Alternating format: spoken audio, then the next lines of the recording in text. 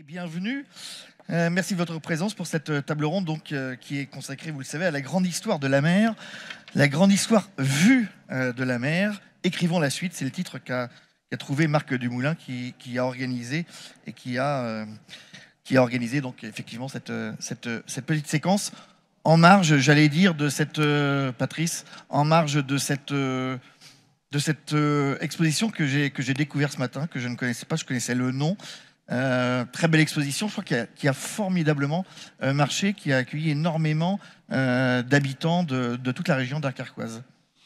On vient de passer les 3000 visiteurs. On disait tout à l'heure, Yann Capet me le disait là, donc effectivement ça marche bien. Donc bonjour à toutes et à tous, plaisir de vous accueillir. D'abord effectivement pour cette exposition ici, à laquelle on tenait beaucoup pour plein de raisons. Et puis aujourd'hui pour la conférence. Merci aussi aux invités de leur présence. Merci à toi d'animer cette séquence. On est fiers de recevoir cette exposition et puis cette conférence, d'abord parce que la mer est quand même un peu dans l'identité dunkerquoise, qu'on le veuille ou non. D'abord, ça a été son histoire de tout temps. Même le carnaval est lié à la mer, en l'occurrence à la pêche. Ça a été son histoire technique aussi, parce que le Dunkerquois est un territoire conquis sur la mer. Ici, vous êtes sur un polder. Et effectivement, depuis très longtemps, depuis les marées asséchées des moires jusqu'à tout le travail des digues que vous pouvez voir derrière, eh bien, c'est un territoire qui a réussi à être conquis sur la mer, ce qui en fait un territoire un peu particulier, puisque c'est aussi un territoire fragile, un territoire de risque, surtout lorsqu'on évoque les questions de dérèglement climatique, et une population qui a bénéficié finalement depuis des siècles de l'intelligence des ingénieurs qui ont travaillé ici sur ces territoires dunkerquois pour protéger effectivement l'agglomération dunkerquoise, à tel point d'ailleurs que la population a fini par en oublier le risque. Et finalement, on est plus fragile que bien d'autres territoires, notamment en matière d'inondation, en matière de submersion marine.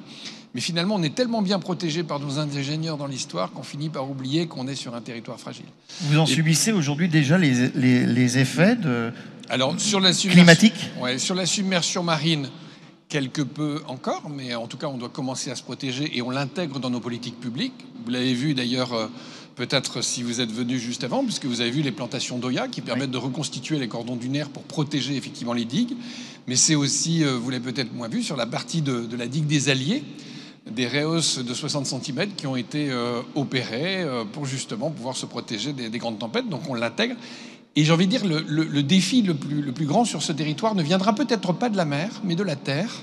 Parce qu'aujourd'hui, finalement, la plus grande fragilité est peut-être à la façon dont on va évacuer les eaux de la terre vers la mer, puisque comme nous sommes un polder, le fonctionnement avec les systèmes des wateringues, on évacue l'eau à marée basse et on se protège à marée haute. Sauf qu'avec le dérèglement climatique, la hausse du niveau de la mer, le temps de marée basse va diminuer. Et en plus, on devrait avoir beaucoup plus de précipitations concentrées. Donc on aura plus d'eau évacuée en moins de temps dans les années qui viennent. Et finalement, le danger, il est peut-être plus à l'intérieur des terres par rapport à l'eau qu'en fait depuis la mer. Et puis c'est un territoire aussi qui a construit toute son économie, toute sa richesse autour de la mer. La pêche d'abord, évidemment, c'est connu. Jean-Bart aussi, son héros local. Mais encore aujourd'hui, avec un port florissant, on parlait du développement du conteneur ici sur ce territoire. Aujourd'hui, on a un port qui croît terriblement vite. Et puis, un port aussi industriel. Si on a aussi ici une plateforme industrielle-portuaire puissante, l'une des plus grandes en France, c'est aussi parce qu'il y a la mer, c'est aussi parce qu'il y a le port, c'est aussi parce qu'il y a cette possibilité de faire du commerce avec le monde entier. Alors, il y a cette petite séquence qui réunit quelques Dunkerquois. Il y a eu cette grande exposition qui doit se terminer dans quelques semaines. On a même rajouté une semaine. Voilà, on a rajouté une semaine. Il y aura les Assises de la mer en novembre prochain, organisées à Lille, mais avec une très forte présence de Dunkerque, évidemment. Tous ces événements, ça contribue à faire quoi ? À faire en sorte que les Dunkerquois prennent conscience que, j'allais dire une phrase un peu banale, mais qui veut tout dire, la mer, c'est l'avenir pour Dunkerque. Alors d'abord pour que les Dunkerquois prennent conscience, effectivement, comme je l'évoquais pour le territoire, mais peut-être aussi plus largement que les Français prennent conscience, parce que on oublie, mais je pense que ça risque d'être rappelé dans la conférence qu'on aura là. La France peut tirer un formidable potentiel de la mer, et donc au-delà peut-être des Dunkerquois qui je l'espère en tout cas, commencent à le comprendre petit à petit que notre richesse, que notre avenir, c'est la mer, c'est effectivement la dimension maritime. J'aimerais bien que les Français, y compris ceux des Alpes, de Strasbourg ou de Lille en particulier, puisqu'on va faire les assises des économies de la mer avec Lille, comprennent que la mer, c'est peut-être l'une des plus grandes richesses de notre pays. Donc peut-être que c'est sensibiliser, peut-être plus que les Dunkerquois encore, mais peut-être l'ensemble du pays.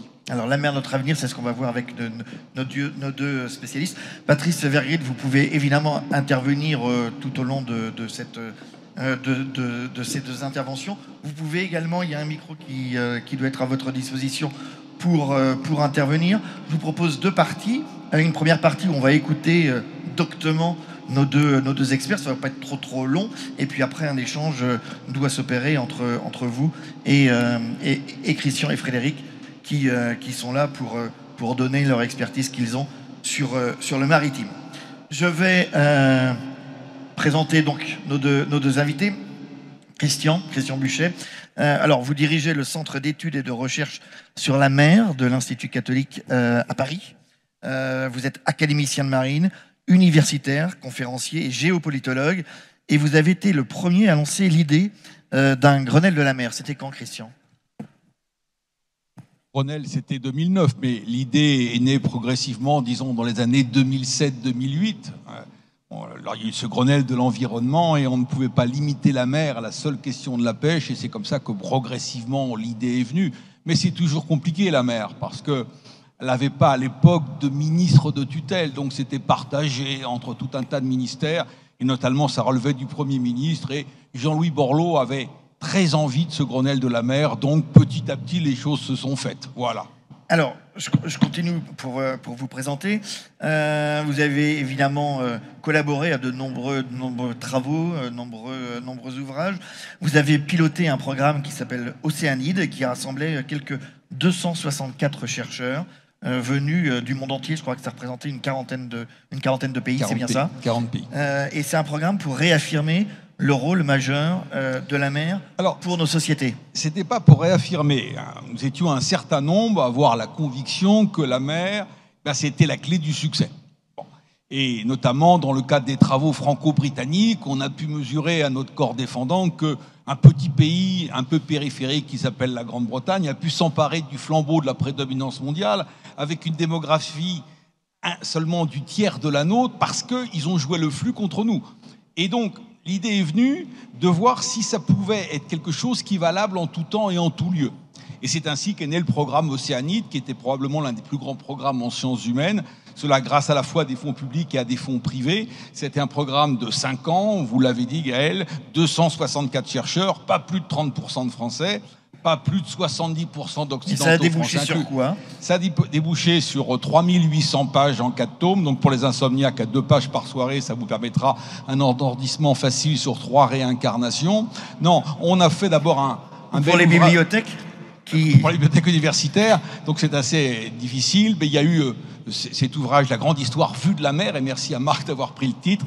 Et je viens, pour défendre mes chercheurs, de publier Osons la mer, mais avec une préface un peu centrée sur la France, parce que c'est pas peut-être, monsieur le maire, la mer est maintenant, c'est plus une conviction, mais une démonstration, la mer est l'atout gagnant de la France. Mais ça ne s'use et ça ne pourra fonctionner que si l'on s'en sert vraiment. Voilà, Osons la mer avec la baseline, je l'ai noté, une révolution maritime pour faire de la France la première puissance économique mondiale. Ça, vous y croyez ? Par tête d'habitant. Par tête d'habitant. Je précise qu'il y aura une dédicace à l'issue de cette petite conférence. Vous allez dédicacer votre livre à prix coûtant. Hein ? Alors, c'est pas Osons la mer, parce que je ne peux pas, mais à prix d'auteur, voilà, ça sera le précédent. Okay. Les jalons. Frédéric Moncani de Saint-Aignan, président du cluster maritime français. Merci également d'avoir fait le déplacement ici à Dunkerque. Alors, Frédéric, vous êtes capitaine de première classe de la navigation maritime. Vous êtes ancien pilote de port.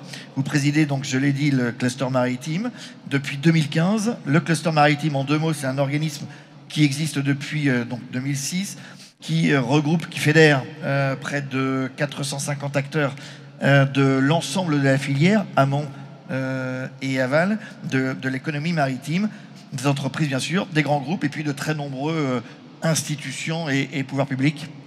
Oui, 450 445 membres aujourd'hui. Bonjour à toutes et à tous. Qui sont toutes des entreprises, des entités qui ont un rapport avec l'eau salée, dedans, dessus, à côté, et dont notre objectif à nous, Cluster Maritime Français, il est triple. Hein. Le premier, c'est évidemment de faire une vraie filière maritime. Il y a une filière aéronautique, il y a une filière automobile, mais il n'y a pas vraiment une filière maritime. Il y a des secteurs maritimes. La construction navale, le transport, la pêche, la plaisance, la voile, etc. Mais pour peser dans ce monde moderne, il faut être structuré en une filière. Et donc, c'est vraiment notre travail, c'est de rassembler les gens, faire des synergies. Et puis, une fois qu'on a rassemblé les gens, c'est de faire savoir au pouvoir public, à tous les décideurs économiques, régaliens, que la mer est effectivement l'avenir de notre pays. Et on va essayer de le développer après. Alors, je précise également que vous êtes membre de très nombreuses instances, dont l'Organisation maritime internationale. Puis alors, vous avez un petit péché mignon, alors je ne sais pas si vous êtes spécialiste ou pas de la question, vous êtes également le président de l'association France Cybermaritime, c'est bien ça? Et donc, c'est sur tous les enjeux de cybersécurité qui occupent aujourd'hui une grande partie des professionnels du monde maritime. Oui, enfin, je pense que l'actualité nous le démontre tous les jours.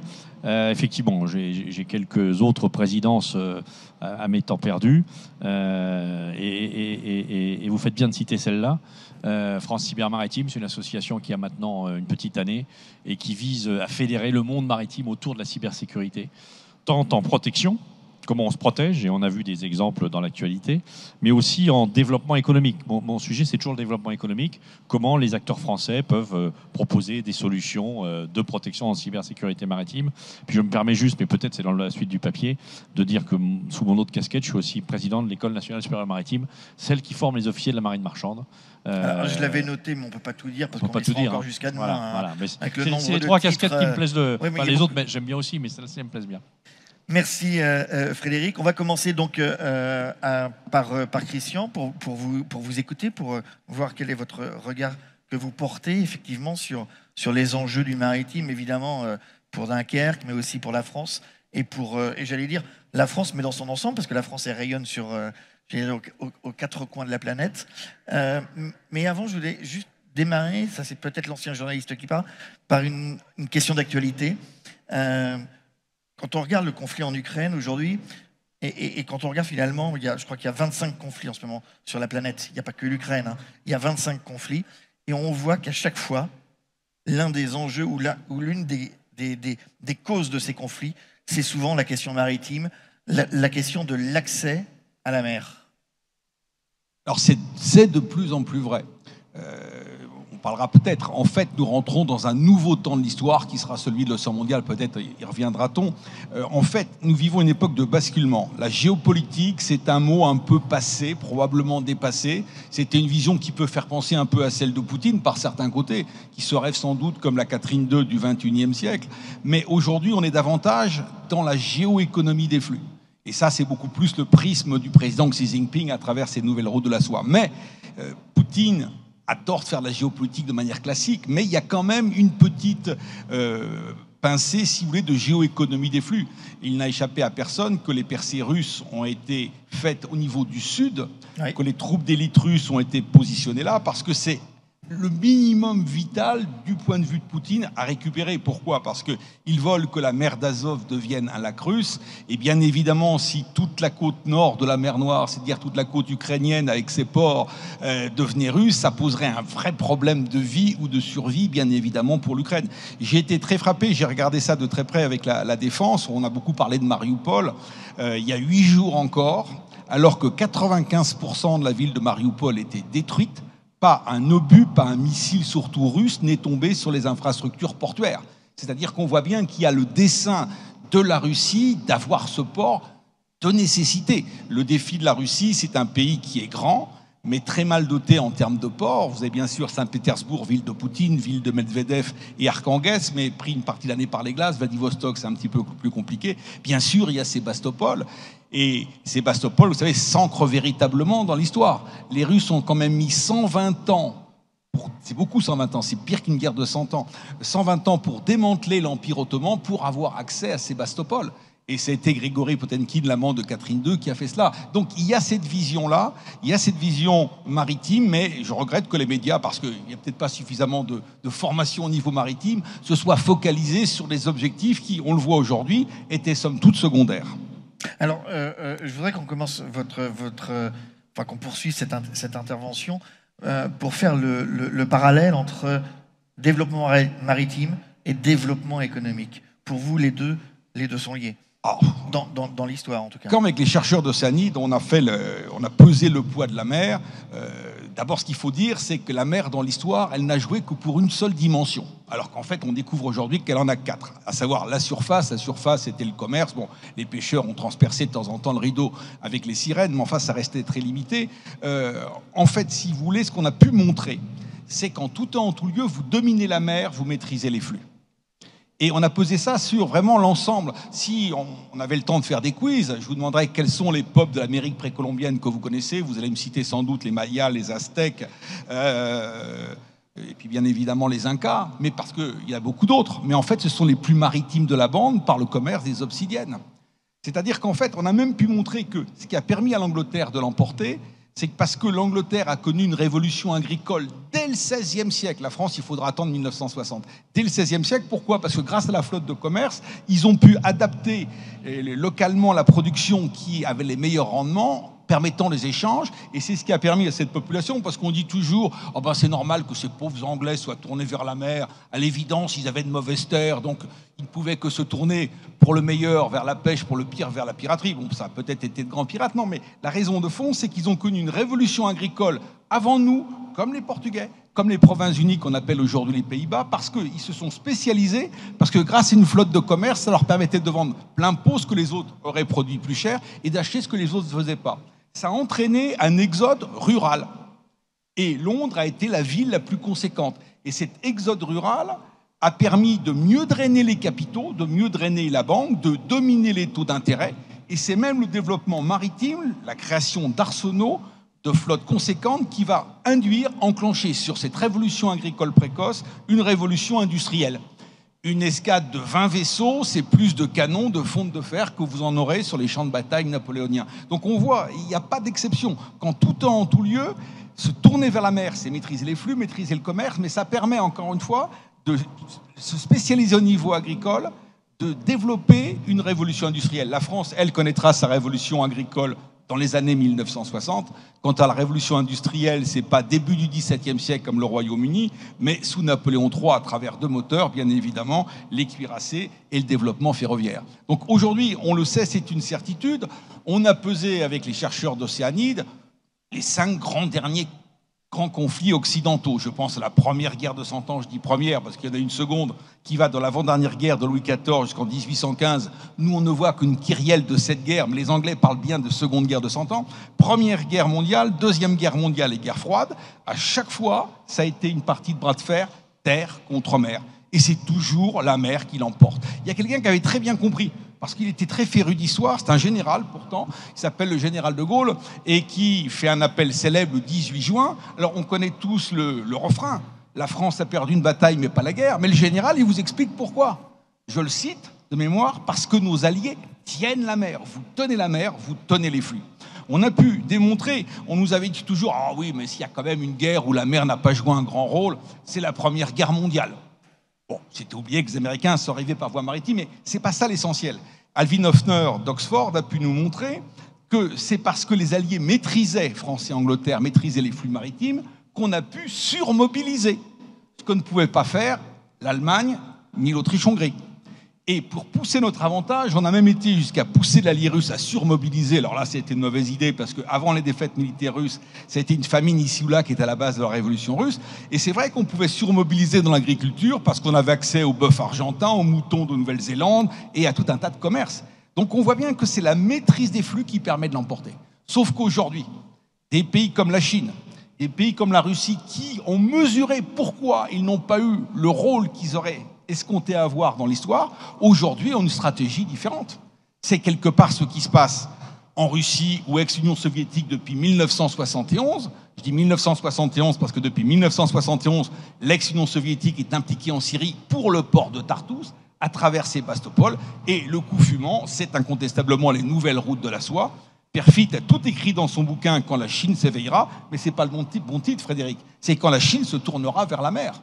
Et aujourd'hui, on voit à quel point elle vend même peut-être des navires, je crois, dans 169 pays. Je ne sais pas, le cluster a quelques idées, mais ils ont aujourd'hui la part des activités maritimes dans leur PIB est infiniment plus conséquente que la nôtre. C'est dire qu'il n'y a qu'un seul. Parce qu'on a même essayé de voir si dans l'histoire, il n'y avait pas des contre-exemples.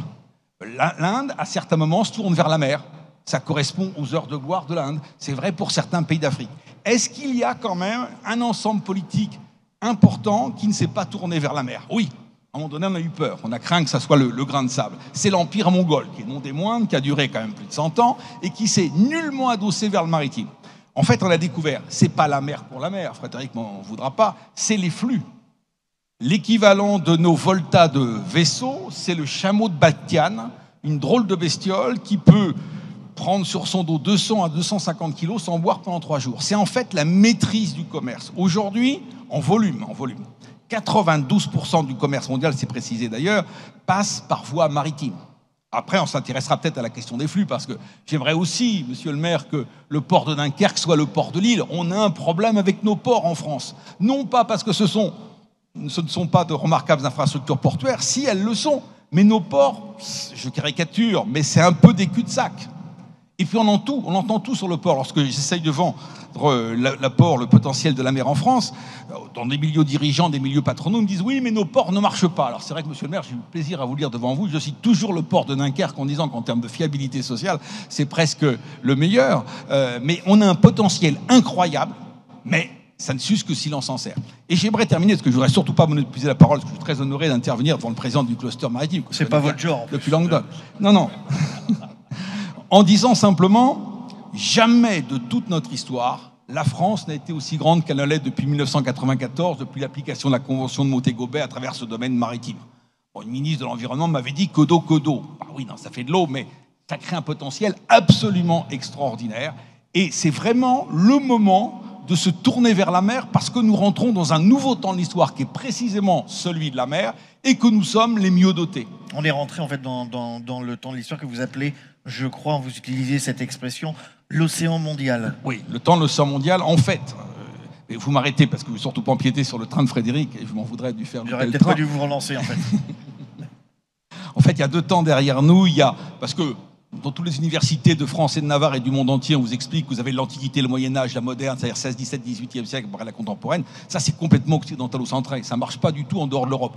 En fait, c'est la mer qui fait les temps historiques, soit parce qu'il y a eu communication, soit parce qu'il y a eu absence de communication. Et vous avez le temps des Méditerranées, parce que contrairement à ce qu'on vous a expliqué à l'école, toutes les grandes civilisations ne sont pas nées autour de la Mare Nostrum, mais vous avez une autre Méditerranée qui s'appelle la mer de Chine, dont on parle de plus en plus.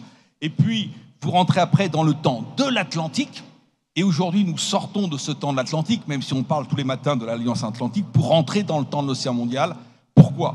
Parce que toute la population mondiale va être concentrée sur une bande littorale mondiale de 75 km. Et il n'y a pas d'exception. Frédéric, Christian a très bien expliqué qu'on était rentré dans l'ère de la mondialisation du maritime.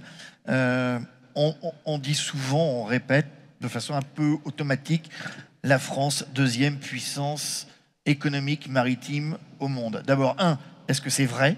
Oui, par ses longueurs de côte, mais est-ce que derrière la puissance maritime, est-ce que c'est vrai? Et puis la deuxième question, qui rejoint la première, c'est quoi les forces et derrière, en pointillé, les faiblesses de la France en matière de développement économique maritime? Alors, Christian vient de le dire.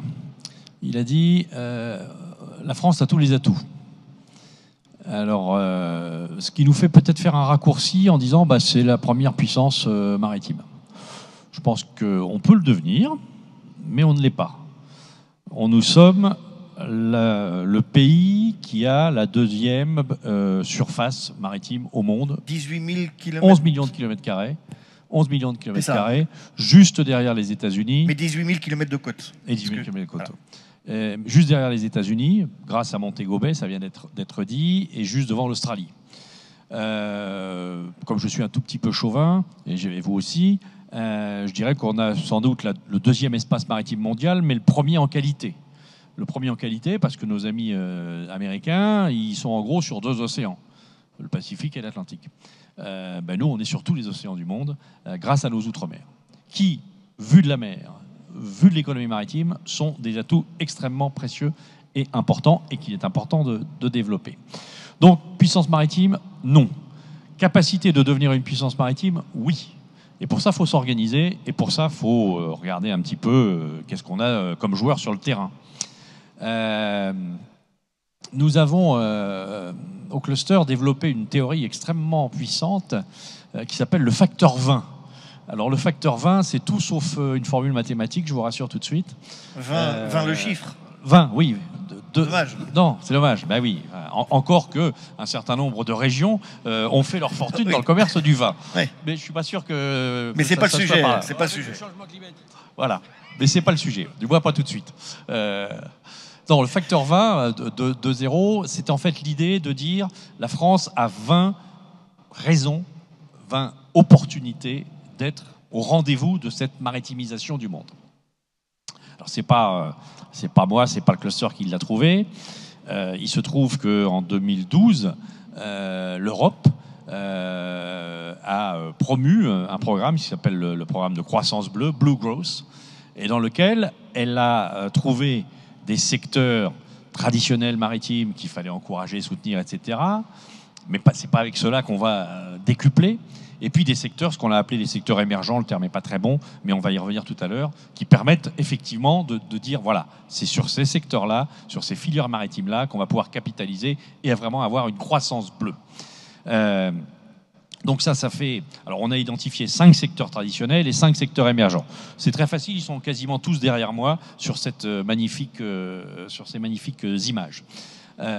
C'est les forces traditionnelles que nous avons, que nous connaissons, le transport maritime avec les armateurs, avec les ports, c'est tout ce qui est la pêche et la filière halieutique, que ce soit bien sûr à l'amont avec les nurseries, avec le développement, mais aussi à l'aval avec tout ce qui est le traitement, etc. Et on sait dans la région combien le traitement du poisson est une richesse économique très forte, même si on a eu quelques inquiétudes au moment du Brexit, les inquiétudes ne sont pas tout à fait finies. Ce sont aussi tout ce qui est la filière de construction navale, que ce soit bien sûr naval militaire, naval civil ou plaisance. C'est aussi la filière des énergies, alors pas des énergies marines renouvelables, mais des énergies, l'énergie offshore, le gaz, le pétrole, etc. Et puis la dernière filière, c'est tout ce qui est les télécommunications, c'est-à-dire les communications sous la mer. Il faut bien voir, mais vous le savez tous, que 99% de l'Internet passe sous la mer. Il y en a extrêmement peu qui passent via les satellites. Et ça surprend toujours un peu quand on dit cela. Et la France a une histoire, une expérience, une expertise dans les câbles sous-marins qui est incontestable. Expertise, on parlait des forces et des faiblesses, qui est à surveiller de très près. Parce que de grands opérateurs, qui s'appellent les GAFAM, aimeraient bien ravir à quelques pays cette connaissance, cette richesse forte dans la pose des câbles sous-marins. Puis en plus, quand on pose un câble sous-marin, on sait où il est, on peut même l'écouter. Je peux vous dire que les Russes s'amusent beaucoup à essayer de trouver où sont les câbles. C'est la maîtrise des contenus et la maîtrise des tuyaux. Voilà, et ils s'amusent la beaucoup convergence des deux. aujourd'hui à trouver où sont les câbles sous-marins de manière très très facile. Vous faites traîner une encre et puis au bout d'un moment, il y a quelque chose qui accroche. Donc ça, c'est les 5 secteurs traditionnels. On a des forces et des faiblesses dedans. L'armement maritime, on a CMA-CGM, qui est quand même tantôt le 3e, tantôt le 4e armateur mondial. À la pêche, on a quand même des grandes compagnies, des grandes entreprises, notamment dans la distribution. Et puis, voilà, je ne vais pas tous les citer. Construction navale, bien sûr, que ce soit militaire avec Naval Group ou que ce soit civil avec les chantiers de l'Atlantique, etc. Et puis, il y a les 5 secteurs qui sont des secteurs émergents. Alors là, on a plein de potentiel, mais on ne l'a pas encore développé. Sous-exploité. On ne l'a pas encore développé, et c'est ce qui donne finalement... alors soit on est pessimiste, on dit on ne l'a pas développé, et puis, ou alors on est optimiste, et on dit là on a une vraie marge de progrès, on a un vrai boulevard de développement. Alors c'est quoi ces secteurs? Alors ces secteurs, je fais un peu de teasing, c'est pour ça. Oui. C'est quoi ces secteurs? Les secteurs, c'est l'aquaculture, où on voit bien un exemple. Il y a dans les années 60-70, chaque Français mangeait à peu près 15 kilos de poisson par an. Aujourd'hui, il en mange entre 25 et 30 kilos de poissons par an, et pas que les Français. Or, il se trouve que, dans le même temps, la population a légèrement augmenté. Donc on voit le coefficient multiplicateur, et on voit donc bien que l'effort de pêche tel qu'il est n'est pas soutenable. Donc, si on veut donner de la protéine animale aux gens, ben, il faut faire de l'élevage et donc de l'aquaculture. Après, pour tout un tas de raisons. Donc l'aquaculture. Tout ce qui est biotechnologie bleue. Les biotechnologies bleues, c'est tout ce qu'on trouve dans la mer pour faire des médicaments, pour faire de l'alimentation, pour faire des matériaux, pour faire de l'énergie, etc. Donc là, un champ, mais alors absolument phénoménal, puisqu'on connaît très très mal notamment dans le domaine de la santé. Notamment dans le domaine de la santé. Et on voit bien, tous les jours, il y a des exemples. Ouais. Ça, c'était le deuxième.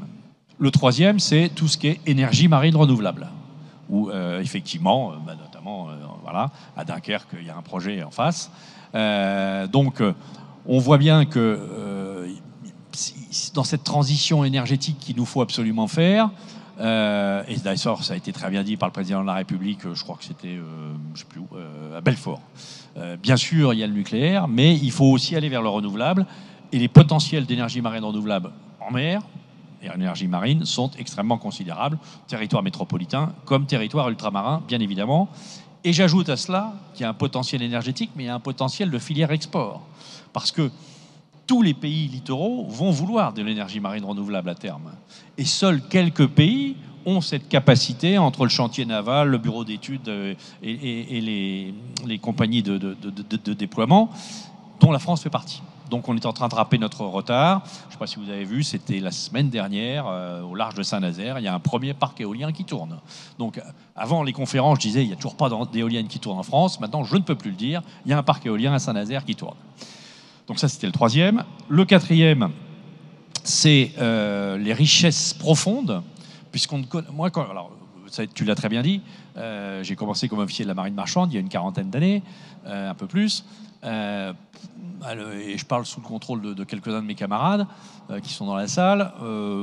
Au-delà de 300-400 mètres, il n'y avait plus rien. C'était le grand noir, un grand désert inconnu. Et on s'aperçoit qu'il y a de la vie jusqu'à 5-6 000 mètres. Et donc, il faut connaître cette colonne d'eau, connaître les richesses, qu'elles soient de biodiversité, mais aussi les richesses potentiellement de minerais, de terres rares, etc. On y reviendra peut-être. C'est un sujet assez pointu, on risque d'y revenir. Et puis le cinquième élément, sans faire aucune référence cinématographique, le cinquième élément, c'est tout ce qui est, et ça a été dit en fin de message par Christian, c'est tout ce qui est le littoral. C'est une richesse. Les gens vont vers le littoral. C'est pas forcément souhaitable. Enfin, après, on l'entend comme on veut. Mais la migration vers le littoral, c'est un fait. Et la France a évidemment 18 000 km de côte, donc un très grand littoral, donc cette capacité à développer l'économie littorale. Alors, 5 plus 5, ça fait 10. Il me manque donc 10 autres raisons d'être une grande puissance maritime. Les 10 autres raisons, il y en a 8, qui sont les capacités de la France à faire plein d'autres choses que du maritime, de la formation, de l'infrastructure, du numérique, de la cybersécurité, du spatial.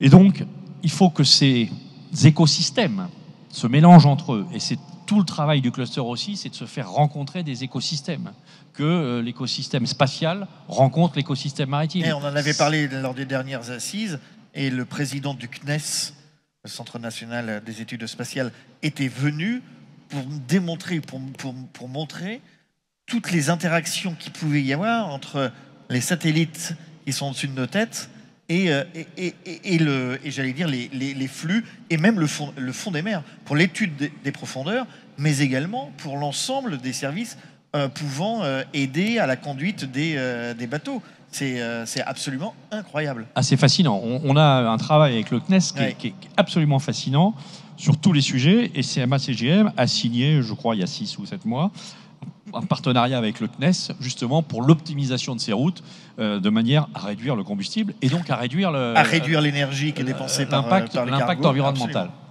Donc, on est à 18. Il m'en manque 2. Quel teasing. Quel teasing, hein. Il est brillant. Ça, je ne sais pas, mais en tout cas, le teasing, oui.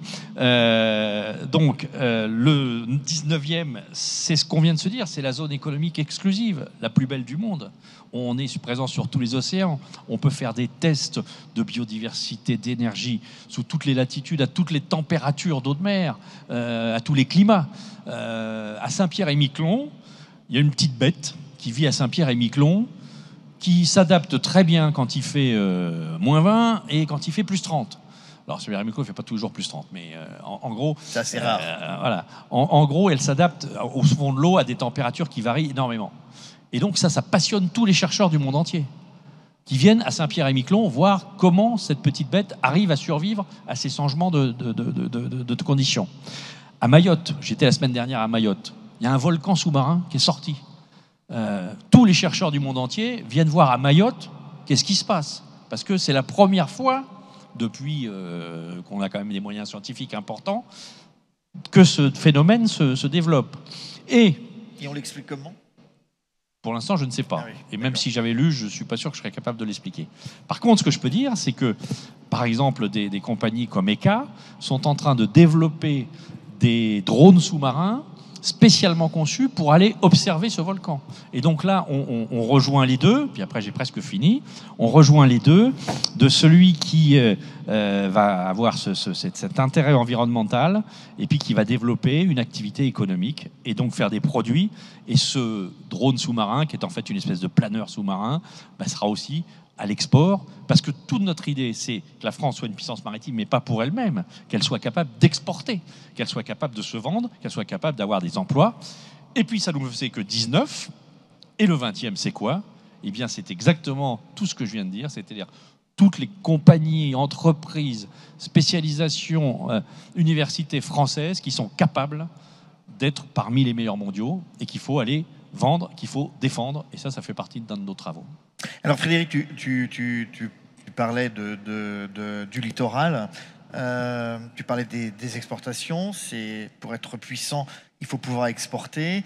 Et pour pouvoir exporter, et c'est là où je redonne la parole à Frédéric, puis j'aimerais bien qu'on écoute également monsieur le maire, sur la puissance des ports en France. Est-ce que c'est une réalité ? Ça, c'est question en général. Et puis, plus particulièrement, on est ici à Dunkerque. Quel est votre regard sur le positionnement de Dunkerque et son développement ? Sur les ports, je vais vous faire un aveu.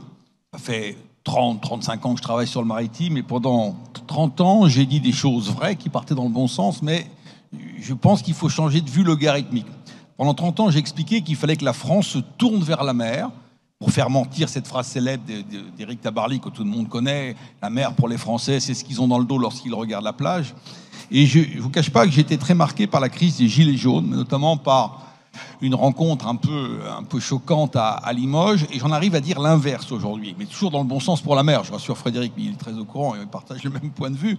C'est à la mer, c'est pas nous tourner vers la mer, c'est qu'il faut que les politiques, tous les politiques, fassent rentrer la mer à l'intérieur des terres.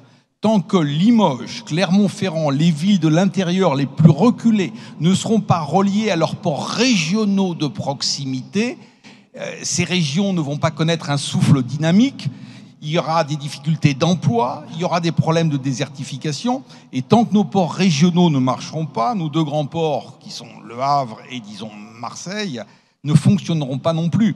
La réalité de la France, vous allez trouver ça choquant, mais et quand je dis ça dans des milieux dirigeants, on me dit toujours nos ports ne marchent pas, moi je ne passerai plus par les ports français, il y a 10 ans ils m'ont planté, il y a 10 ans, mais aujourd'hui ça a évolué heureusement. Mais la véritable raison, c'est qu'aujourd'hui, de plus en plus, c'est les conteneurs, en dehors du gaz, du pétrole et un certain nombre d'éléments. Je vais vous donner la réalité française. Aujourd'hui, 2 conteneurs sur 3 qui rentrent ou qui sortent de France passent par le Range Nord, Anvers, Hambourg et Rotterdam.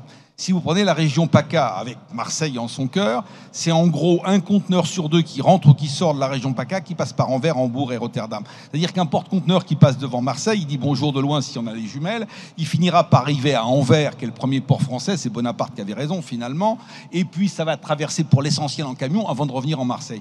Qu'est-ce qui finalement permettrait de concilier 4 éléments que l'on considère comme complètement paradoxaux ? 1, la compétitivité des entreprises. La région française la mieux innervée par les flux maritimes, c'est le Nord et l'Alsace-Lorraine.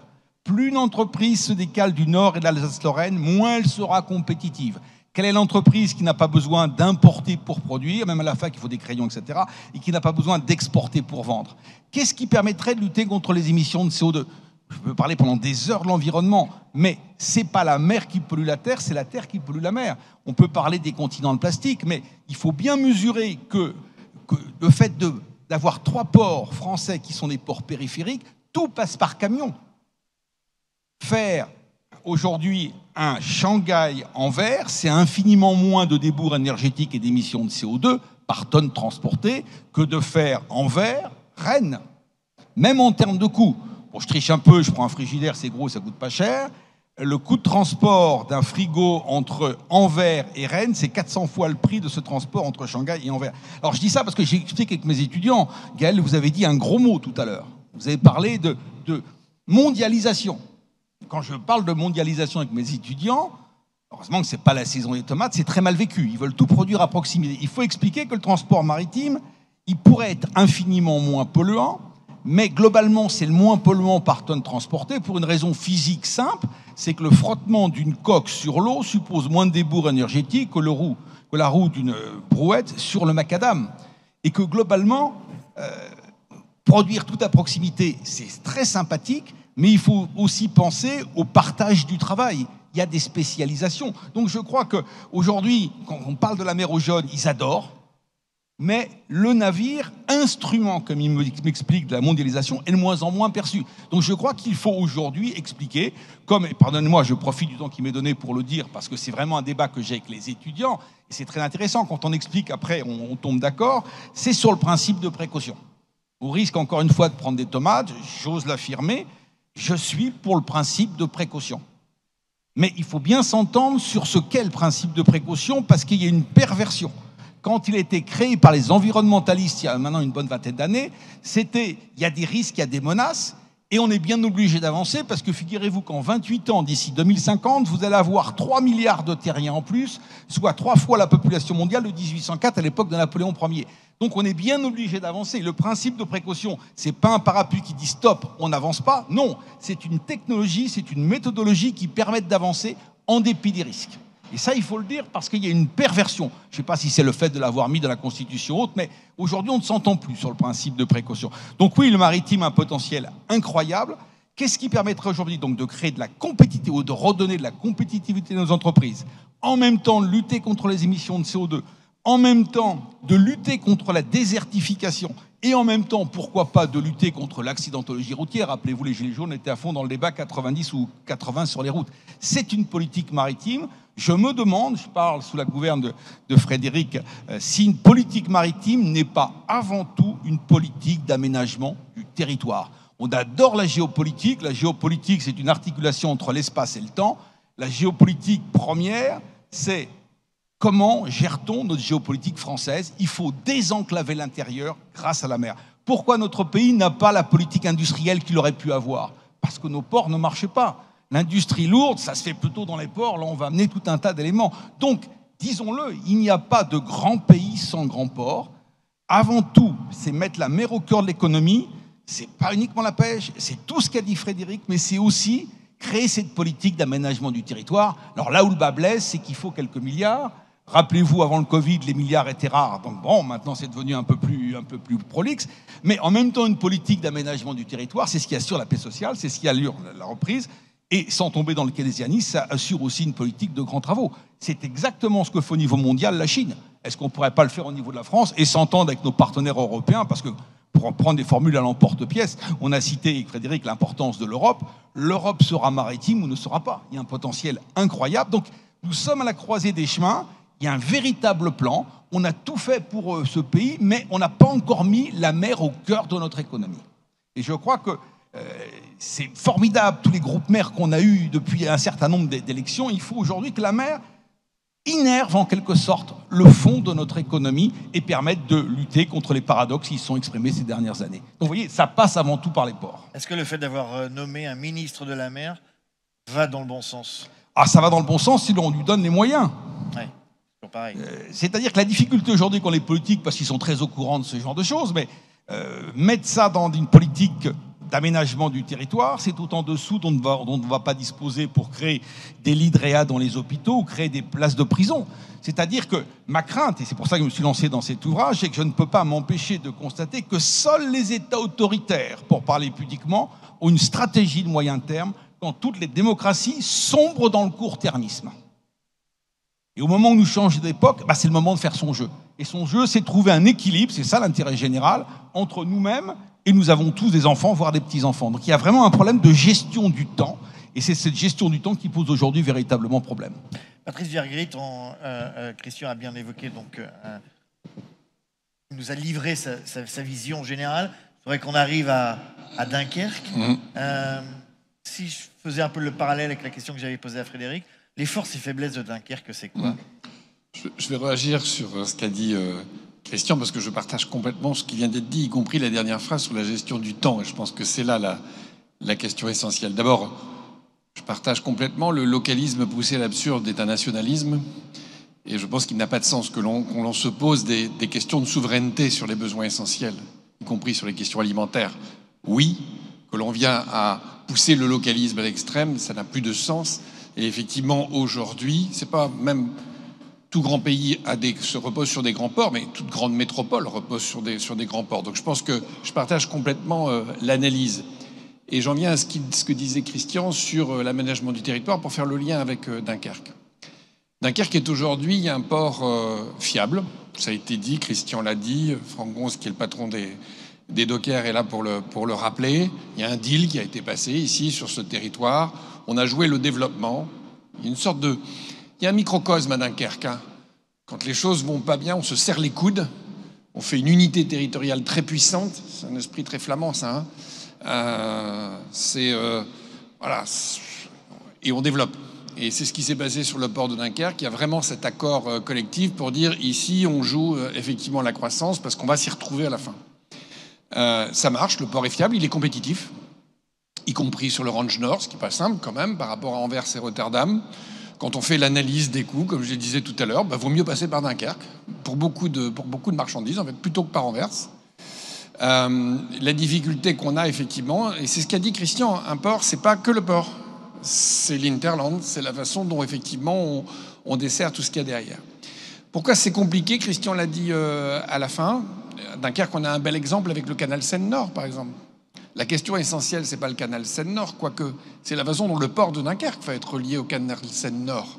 C'est cette question-là qu'il faudrait être posée de manière centrale aujourd'hui. C'est pas celle qui est posée aujourd'hui, malheureusement. Pourquoi? C'est une question d'horizon temporel. Je ne sais pas si c'est probablement lié à la démocratie, effectivement. Aujourd'hui, on voit dans nos populations un très fort rétrécissement de l'horizon temporel. C'est-à-dire ? C'est très difficile quand on est politique de parler au-delà d'un an. Extrêmement difficile. Je peux même vous le dire en tant que maire de Dunkerque. J'ai engagé à un moment donné un programme de grands travaux ici sur le territoire avant 2018, aux alentours de 2016. La population n'arrivait pas à percevoir ce que ça allait devenir. On a fait le bus gratuit, on a transformé profondément la ville. Pendant 2 ans, j'ai subi les travaux. 15 jours après la fin des travaux, tout le monde était ravi. Il n'y a plus de capacité aujourd'hui pour les populations à se projeter. C'est très difficile aujourd'hui de dire à une population, dans 1 an, il se passera ça. On est sous l'empire du court-termisme, mais le besoin, c'est tout de suite, maintenant. Et c'est-à-dire, je veux tout de suite. Je veux et j'exige tout de suite. C'est je veux tout de suite, ou je ne supporte pas quelques désagréments, oui. Même si ces désagréments doivent nous je juge l'immédiat. C'est ça. Je juge l'immédiat. Et ce rétrécissement de l'horizon temporel en politique rend extrêmement difficile le fait d'avoir une pensée à très long terme. Et ce que dit Christian est parfaitement juste. La problématique, pourquoi il n'y a plus de politique d'aménagement du territoire en France? Il n'y en a plus de politique d'aménagement du territoire, qu'elle soit terrestre ou maritime, il n'y en a plus. Il n'y en a plus depuis ce qu'on appelait la DATAR, pour aller vite. Depuis la DATAR, il n'y a plus de politique d'aménagement du territoire en France. Pourquoi? Parce que la population, aujourd'hui, ne veut plus penser la France dans 10 ans ou la France dans 20 ans. Je ne veux pas dire que la population s'en fiche, mais un peu, presque. Et c'est très difficile sur le plan politique, donc de mener ou de donner du sens à 20 ans. tout ce qu'a dit Christian, c'est très très difficile à vendre politiquement. Très difficile. Or, tout ce qui vient d'être dit, c'est du temps long. Vous pensez le lien du port de Dunkerque avec le canal Seine-Nord, vous pensez les grandes infrastructures, vous pensez les développements portuaires. On n'est que dans le temps long, en fait, dans la mer. Et oui, il faut... on est en train de parler ici, on est dans une expo, on parle de sensibilisation aux enjeux maritimes, à l'océan, etc. Il y a un travail énorme à faire pour resensibiliser la population à la nécessité du temps long, à la double articulation. Pourquoi on a du mal aujourd'hui avec la transition écologique? Parce qu'on est aussi dans l'immédiateté. On n'arrive plus à projeter les conséquences du changement climatique. On n'arrive pas à l'intégrer. Donc je pense que ce qu'a dit Alain Fin, la question de la gestion du temps, est probablement l'enjeu essentiel sur le plan politique du rapport qu'on a à la mer. J'en suis intimement persuadé. Et si on a cette capacité demain à replonger les populations dans un espoir qui dépasse l'année, je pense qu'on retrouvera une politique maritime et d'aménagement du territoire puissante. C'est ce qu'on appelle le plan, en fait. Mais le plan. Le plan n'existe plus pour les mêmes raisons. Ouais. On n'arrive plus à parler d'horizon temporel qui dépasse un certain temps. Le mandat politique est à la limite l'horizon temporel le plus long qui existe en France. Monsieur, vous avez dit un mot essentiel, monsieur le maire, c'est le mot sens.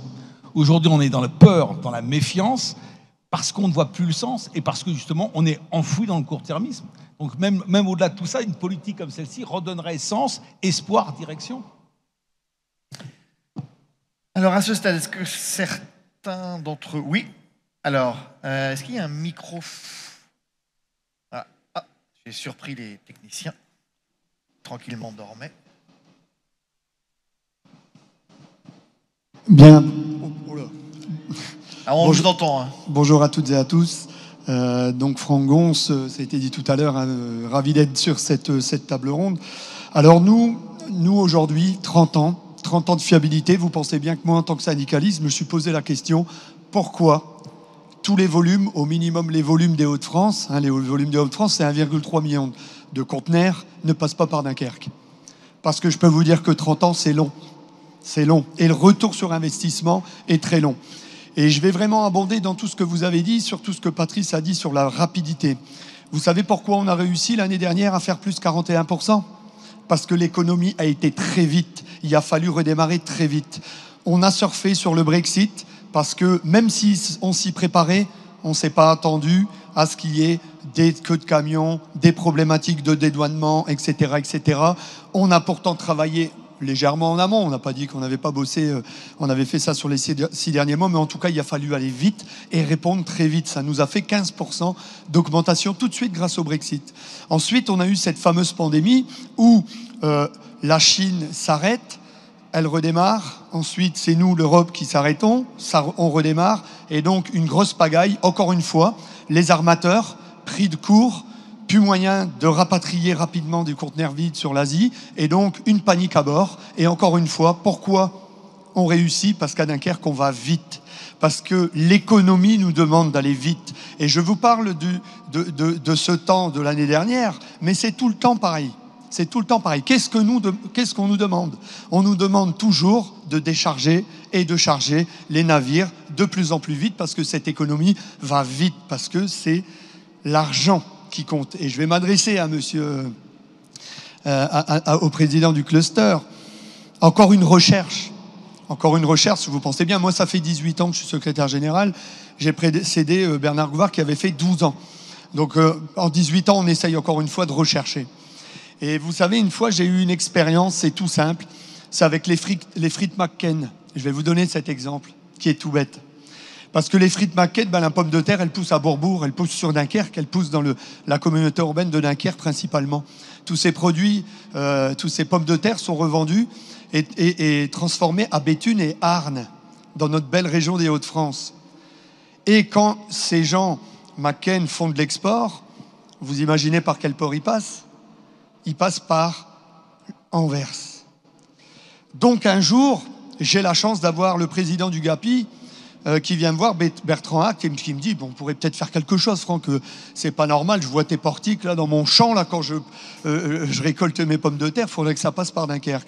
On a fait l'exercice. Malheureusement, je peux vous dire tout de suite que ce n'est pas la fiabilité qui compte tout de suite, c'est l'économie qui compte. C'est le coût qui compte. Quand nous avons pu réunir, et dans mon bureau même, j'ai réuni des gens de la CMA-CGM, des gens du terminal conteneur, etc., vraiment les partenaires, tous nous étions là. On a fait gagner 80 € de frais de douane, parce qu'entre la France et la France, il n'y a pas de douane.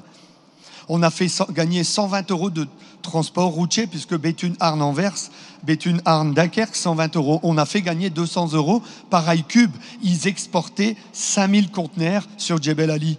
La belle surprise, c'est que Dunkerque faisait un Dunkerque-Djebel Ali avec une ligne qui s'appelait Hippique, et on leur faisait gagner encore au passage 2 jours de transit time. Ils ont gagné 200 €. Ils sont venus à Dunkerque. Mais ils sont repartis. Ils sont repartis en Belgique. Et pourquoi ils sont partis en Belgique ? Parce qu'en Belgique, et c'est là, je pense que le territoire doit prendre la main, et il faut faire comme en Belgique. Le bourgmestre en Belgique, c'est lui qui décide.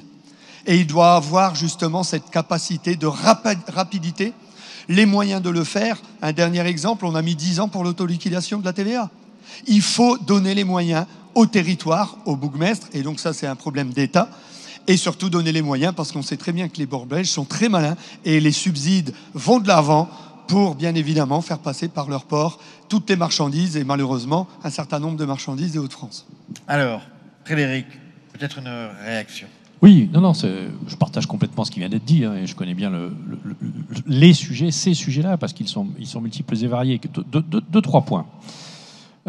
D'abord, il faut aller vite. Alors oui, parce que il faut peut-être avoir ça en tête. Hein.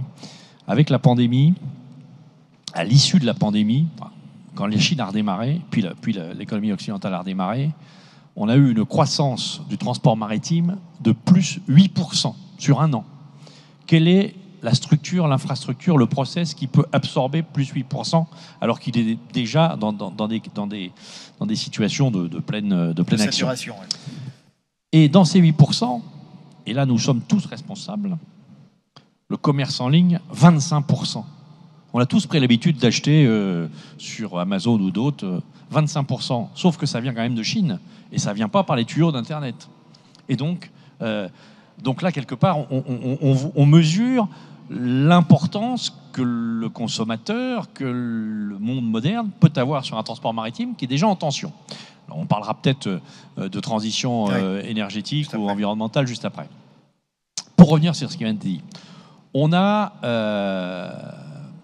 quelque part un changement de donne à l'issue de la pandémie.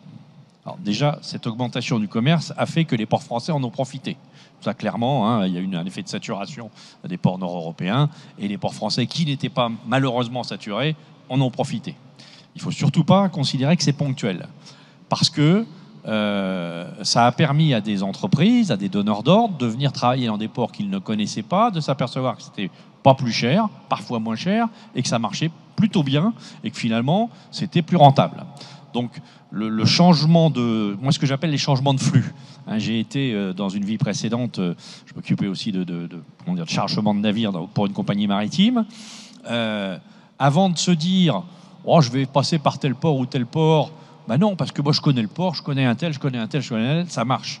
Donc, pour qu'il y ait un changement, une réorientation de flux, il faut qu'il y ait une vraie attractivité. Et ça, c'est ce que vous avez réussi avec d'autres pendant la pandémie et à l'issue de la pandémie. Et puis, un deuxième phénomène qui est en train de monter, et qui est monté à l'époque, c'est la solidarité économique. C'est la souveraineté économique. À l'issue, donc ça c'était en octobre 2020, nous avons signé au niveau national, avec les transitaires, avec les chargeurs, avec les ports, avec le fluvial, on a signé une charte d'engagement de la logistique portuaire française, qui en gros dit quoi ? Ben écoutez, l'État, pendant la pandémie, a soutenu les entreprises. En retour, essayez de passer plutôt par les ports français, à l'export ou à l'import, parce que c'est de la solidarité économique, parce que ça marche bien. Et alors c'est assez impalpable, mais on voit qu'il y a quand même eu un rapatriement. Bon, maintenant, il faut continuer, parce que autant, et on a tous ces exemples-là, autant comme la solidarité économique, elle parle très bien aux Allemands, autant comme chez les Français, c'est un peu plus compliqué. Donc c'est le deuxième axe que je voulais développer pour compléter ce qu'a dit Franck, mais c'était voilà. Enfin... Et une réaction également de Christian. Oui, j'aurais une proposition à vous faire. Je passe pas mal de temps à essayer de vendre la mer dans les milieux dirigeants économiques. Vous voulez pas m'accompagner de temps en temps? Parce que quand j'évoque cette question, les dirigeants sont pas conscients de ça. Ils disent, mais il faudrait qu'on communique sur nos ports. Pour eux, ça ne marche pas, c'est pas fiable socialement. Ils sont pas du tout conscients de l'interland. Souvent, je leur dis, mais si vous preniez votre port français de proximité, vous gagneriez combien? Ah, je peux pas vous dire, je vous dirai après. En gros, le transport, c'est 10%. Ils me disent, oui, mais si vous ventilez, que vous passez par votre port de proximité. Certains sont revenus vers moi et ils m'ont dit, alors ça dépend du produit, la valeur marchande du produit, la localisation géographique. Certains m'ont dit, on gagnerait 3 à 4%. Et certains ont complété en disant, c'est vrai que nos marchés, on les emporte souvent à 2 à 3% près. Donc il faut qu'on vende nos ports parce qu'ils n'ont pas une bonne image ou une image complètement obsolète, dépassée. Venez m'aider peut-être avec un certain nombre de syndicats. Il faut qu'on vende nos ports parce qu'il y a un réel gain à obtenir pour nous tous. Et il y a peut-être un effort aussi de pédagogie et d'information à faire. Un grand clip à la télévision sur les ports. On ne mesure pas que c'est finalement le cœur économique du pays. Alors, est-ce qu'il y a d'autres... Oui, monsieur. Oui, bonjour à tous. Je vais faire un pas de côté parce que je voudrais un peu quitter le domaine économique. On parlait du sens de la vie.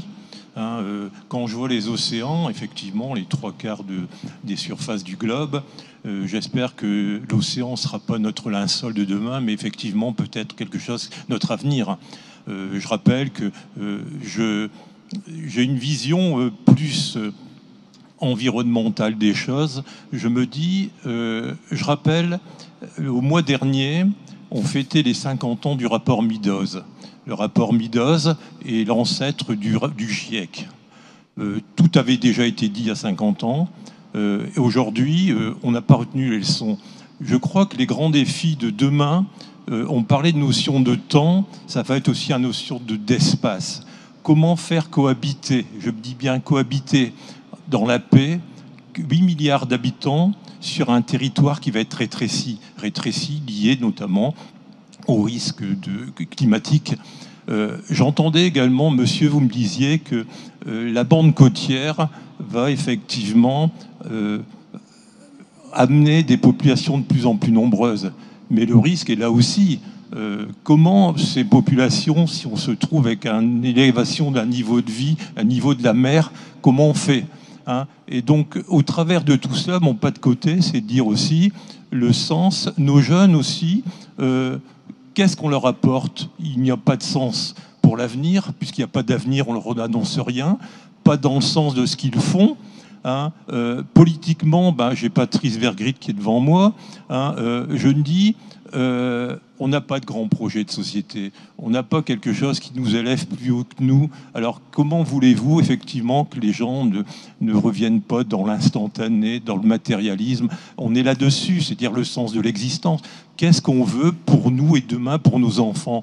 Alors, après, autre chose, la croissance, attention, moi je me félicite que ce territoire, on va avoir 2 EPR, on va avoir une usine de batterie, c'est-à-dire qu'on va vivre 50 ans après ou 60 ans après une nouvelle révolution industrielle. Je rappelle aussi que cette révolution industrielle d'il y a 50 ou 60 ans, on avait sacrifié une partie, notamment du cordon dunaire. On ne parlait pas à l'époque de compensation, c'était un terme qui n'existait pas, mais bon, la compensation, on l'a faite parce que des gens, à cette époque, ont également pensé l'environnement. On a planté des arbres. Aujourd'hui, de compensation, il n'y en a plus, puisqu'il n'y a plus de terre. Et je rappelle quelque chose de plus important. Demain, c'est comment on va nourrir les gens. La croissance, c'est gentil de construire ceci et cela, mais demain, comment on nourrit les gens? Donc voilà, merci. Merci beaucoup. En tout cas, vous avez assuré la transition, puisque effectivement, je voulais aborder le problème de la transition écologique. Alors peut-être déjà, Patrice Vergrit, une réaction par rapport à ce qui a été dit. Je sais que c'est difficile parce qu'il y a beaucoup de choses qui ont été dites. Comment nourrir, comment protéger, comment nous élever. Peut-être une réaction. D'abord, c'est vrai que on manque sans doute d'ambition qui nous dépasse aujourd'hui. Moi, je partage. Il y a parfois, je reviens sur le mot sens. C'est un mot que j'utilise beaucoup en tant qu'élu, que je partage beaucoup avec mes équipes.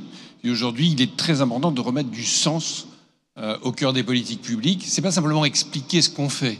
C'est montrer le chemin, montrer la trace et effectivement se projeter au-delà. Ce que je disais tout à l'heure. C'est ce que vous disiez tout à l'heure. Exactement. C'est-à-dire, on est tellement dans le court-termisme qu'aujourd'hui, en fait, il faut tenir, quand on est élu, il faut tenir les deux bouts, en fait, en réalité. On est obligé de répondre à l'urgence parce que c'est l'attente de la société. Bien sûr. Aujourd'hui, c'est une demande tout de suite. Et en même temps, notre responsabilité d'élu, c'est de le faire avec un cap derrière. De fixer un cap, oui. Exactement. Il faut tenir à chaque fois les deux. Et l'élu qui abandonne le deuxième point, et qui est parfois élu, hein, il y en a beaucoup des élus comme ça, qui n'ont pas le deuxième élément, je trouve qu'ils font pas leur boulot, voilà, tout simplement. Donc nous, ici, ce qu'on essaie de faire, c'est à chaque fois de tenir les deux, répondre effectivement à l'urgence, et donner le cap, le sens. Moi, j'ai pas envie d'être décliniste, et je trouve d'ailleurs que on vit dans une société beaucoup trop décliniste. Je ne crois pas, moi, que nos enfants vivront moins bien que nous. Je ne le pense pas. Et c'est à notre génération politique notamment, de savoir y répondre. Je ne pense pas qu'il n'y a pas de compensation aujourd'hui à ce qu'on fait et au développement. Je pense que les modes de développement qu'on a aujourd'hui sont les plus durables qui ont existé dans l'humanité. Je crois fondamentalement à l'action environnementale qu'on est en train de mener. Je crois au choix énergétique. Je crois qu'effectivement, les politiques publiques qu'on mène aujourd'hui doivent pouvoir permettre à nos enfants de vivre mieux que nous. Alors, il faut s'engager, il faut se battre, il faut parfois effectivement expliquer le sens. Parfois, c'est difficile devant ce court-termisme. Vous parliez tout à l'heure du parc éolien offshore au large de Dunkerque. C'est un combat difficile politiquement, très difficile politiquement. Mais il faut le tenir. C'est-à-dire qu'à un moment donné, il y a des choses qui ont du sens et qui font sens. Il y a une cohérence d'ensemble d'une politique publique. Et je pense que c'est important aussi de garder cette cohérence, ce sens. Et je crois fondamentalement que si on arrive à tenir cette cohérence, ce sens, on peut donner un horizon et du sens à nos enfants et aux générations qui viendront derrière. Voilà, moi, vraiment, c'est la réponse que je veux apporter. En tout cas, moi, si je m'engage en politique, c'est parce que je crois qu'on laissera à nos enfants un monde meilleur que ce qu'il est pour nous. Sinon, je ne ferai pas ça. J'irai tout de suite me pendre au bout d'une corde. Donc, si je fais de la politique, c'est parce que j'y crois et je pense qu'on peut mener des politiques publiques qui améliore les choses. Un monde meilleur, et là je me tourne vers nos deux invités, un monde meilleur, c'est évidemment un monde plus respectueux de l'environnement, c'est un monde plus écologique, c'est un monde plus durable. Et Frédéric et Christian, la question de la transition écologique, elle est transverse. Moi, pour accompagner les assises de l'économie de la mer, notamment avec Frédéric, puisque c'est nous qui montons le programme, c'est une transversale qui irrigue les assises depuis maintenant plusieurs années, et il n'y a pas un sujet qui concerne le développement maritime avec lequel on n'aborde pas la question environnementale. Oui, enfin, je reviens effectivement sur ce qui vient d'être dit. Je crois qu'il faut être bien conscient, et même si on le dit peut-être pas assez, mais la protection, enfin les trois piliers de la croissance bleue, c'est l'environnement, c'est l'économie et c'est le social. Oui. Et que sinon, ce n'est pas de la croissance, c'est du développement économique ou c'est de la protection environnementale. Mais même si, et ça a été très bien dit par Monsieur le maire, là, enfin, je veux dire, on est aussi dans un monde globalisé, alors on peut le regretter ou pas, mais il faut donc être capable d'envisager l'avenir avec ce prisme. Et moi, je suis frappé de voir que aujourd'hui, le transport maritime, pour faire les choses simples, hein, c'est 3% des émissions de gaz à effet de serre. Bon, alors on va dire 3%, pas grand-chose. C'est quand même extrêmement important. Et si la mer était un pays, il serait actuellement le 6e contributeur mondial. Donc c'est pas rien. Et la mondialisation, qui est-ce qu'elle est? Le transport maritime, la maritimisation, si on ne fait rien, ça sera 16% dans une dizaine d'années.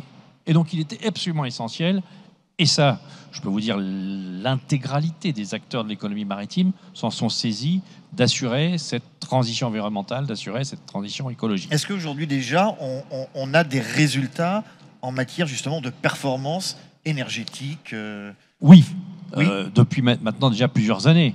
Si on prend un porte-conteneur de génération d'il y a 20 ans et un porte-conteneur d'aujourd'hui, on a divisé la consommation en gros par 2 et on a réduit les émissions, alors après entre CO2, SOx, NOx, etc. Oui. En gros, on les a réduits de 25%.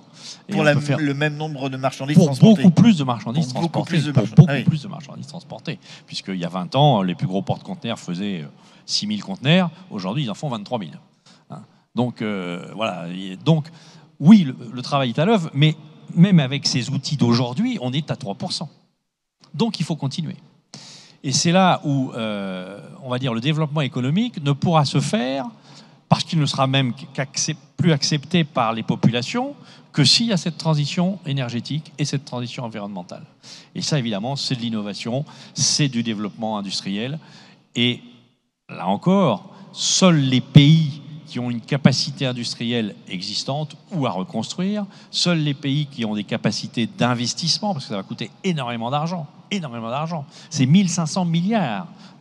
La transition environnementale de toute la flotte marchande mondiale, c'est 1500 milliards. Donc il va falloir payer. Donc vous voyez, donc je pourrais développer beaucoup plus, mais c'est un sujet qui est présent dans les enjeux, dans tous nos enjeux, les ports, électrification des quais, les navires, GNL, hydrogène, ammoniac, les pêcheurs, les appareils beaucoup plus respectueux des pêches, etc. La plaisance avec des adaptations, les ports propres, etc. Et puis également la construction navale, bien évidemment, puisque la construction navale, c'est de construire des navires propres, des navires économes, des navires verts, et également ces énergies marines renouvelables, parce que les éoliennes, parce que les fondations, etc., sont faites par la construction navale. Donc tous les secteurs sont dans cette démarche de transition environnementale, et vraiment, je peux en témoigner personnellement, ça travaille, mais évidemment, ça ne va jamais assez vite. Christian, on dit souvent que les océans sont bleus, mais en fait, ils doivent être verts aujourd'hui. Ah oui, heureusement. Je voudrais essayer de rassurer monsieur, c'est difficile en une poignée de secondes. Oui. Je me souviens, pour les avoir en partie menés, que les travaux du Grenelle de la mer, on a parfaitement montré qu'on peut parfaitement concilier le développement économique avec le développement durable, ce que j'appelle personnellement le développement désirable. En même temps, attention, on n'aura pas d'océan de rechange, donc il ne s'agit pas de dupliquer en mer ce qu'on a fait effectivement sur Terre. Je crois, je reviens à ce que vous en évoquiez tout à l'heure, on rentre dans un troisième temps de l'histoire. Et ce que l'histoire montre, c'est qu'à chaque fois qu'on passe de période historique, alors ça ne se passe pas en une journée, hein, il y a 30 ans entre deux époques historiques, il y a 3 verbes qui changent. Il y a une nouvelle manière de voir, d'avoir et d'être. Et tout le défi aujourd'hui, c'est que le mode de consommation qui est basé sur l'auxiliaire avoir est en train de se muter sur l'auxiliaire être.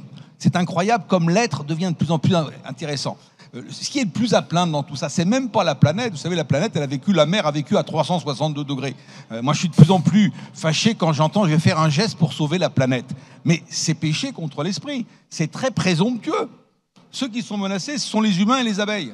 La planète, elle a vécu dans un état d'acidification, etc. C'est-à-dire qu'aujourd'hui, on mesure que c'est pas l'avoir qui crée peut-être le bonheur, mais davantage l'être. Et quand on voit en l'espace de 5-6 ans à quel point l'être, cette recherche de l'être évolue dans le cœur de la consommation, on va, mais il faut vite, je retombe sur ce que vous disiez, passer de ce mode de consommation à un autre. Mes étudiants ne sont pas très bons encore en termes de résultats, mais par contre, ils pensent bien. Donc, je leur dis, réussissez vite, les résultats est passé. Je pense qu'aujourd'hui, ce qui caractérise ce troisième temps de l'histoire, c'est un monde complexe. Et je suis convaincu, pardonnez-moi, je vais dire des horreurs, que la structuration mentale du monde occidental, qui est basée sur un système équationnel, bref, du linéaire, du sens linéaire, etc., est moins adaptée à gérer le complexe que probablement d'autres visions historiques du type asiatique. Aujourd'hui, on parle beaucoup d'armement, on parle de guerre. Le défi de l'Occident, c'est un réarmement intellectuel en s'intéressant à cette question du sens, de l'équilibre entre le court et le moyen terme, et trouver les modes de consommation qui nous permettent, dans l'intérêt de la planète, mais au nôtre en premier, de passer dans une consommation basée sur l'être. Donc, je suis optimiste, mais vous avez raison de faire un pas de côté. C'est plus qu'un pas de côté, c'est qu'il faut changer de paire de lunettes. Tous ceux qui ont des lunettes depuis longtemps savent très bien que régulièrement, il faut changer de paire de lunettes. Le défi, il est celui-ci aujourd'hui. C'est penser dans le long terme, penser la question du sens. Même la question du sens de l'histoire est aujourd'hui en train d'évoluer. On n'est plus sur un schéma linéaire, on est sur un schéma tridimensionnel. À la dimension de la linéarité, il faut intégrer une verticalité qui est la recherche de l'être, qui est le respect de l'environnement. J'arrête, hein. Mais il y a un élément qui est très porteur aujourd'hui, c'est le biomimétisme. Au lieu d'inventer des usines à gaz dans notre coin, en regardant la nature avec un regard un peu aimant ou merveillé, dites le qualificatif que vous voulez, on s'aperçoit que la nature est en avance sur ce que l'on sait faire et qu'elle peut nous servir comme un grand livre ouvert qui nous permet de gagner du temps, même en termes de R&D. Donc vous voyez, même en termes de mode d'inspiration, on peut gagner de l'argent grâce à la mer. Donc je crois qu'il faut être optimiste, il ne faut surtout pas se pendre. L'avenir sera ouvert, mais à condition de voir différemment et de voir la nature de manière différente. La nature nous a dominés. Il y a peut-être eu un moment d'harmonie, je ne sais pas si c'est le jardin à l'anglaise ou à la française. Aujourd'hui, les rapports sont inversés. Il faut changer de manière de voir. Plus qu'un pas de côté, je vous rejoins tout à fait. Alors, une autre intervention, une autre question. Oui, monsieur. Oui, bonjour, Bertrand Ritter. Tout à l'heure, on parlait de nourrir la planète, d'aller vite. On parlait d'aquaculture. Et pourquoi en 20 ans, la France n'a pas développé l'aquaculture? Aujourd'hui, on faisait 4000 tonnes il y a 20 ans. On en fait 4000 tonnes aujourd'hui, dont 50% dans les Hauts-de-France. Et zéro dans nulle part, quoi. Sachant que les autres pays sont développés. On parle d'1 million de tonnes en Norvège, plus d'1 million de tonnes au Chili. Ils faisaient zéro il y a 30 ans. Alors ça rejoint justement, merci encore pour la transition, ils sont vraiment très sympas, ils font toutes les transitions. Ça rejoint les secteurs émergents, je voudrais qu'on en parle un petit peu. Effectivement, l'aquaculture, là aussi, on accuse du retard, selon monsieur. Ah ben monsieur a parfaitement raison. La dernière ferme aquacole qui s'est créée en France doit dater de mémoire de 1995. Donc ça date un peu.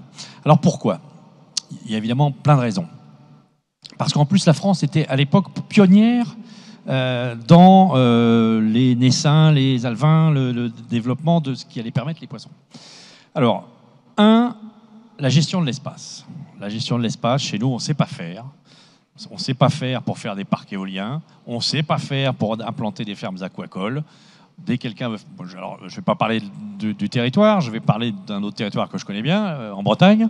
Oui. Depuis des années, il y a à Moëlan-sur-Mer, pour ne pas le citer, il y a quelqu'un qui essaye d'implanter une ferme aquacole, qui n'y arrive pas, parce qu'on va de recours en recours, et c'est pas devant chez moi. Pas devant chez moi. Donc voilà, c'est un peu... Ça, c'est la première chose. Donc une complexité, on va dire, une complexité administrative et procédurale. Une acceptabilité.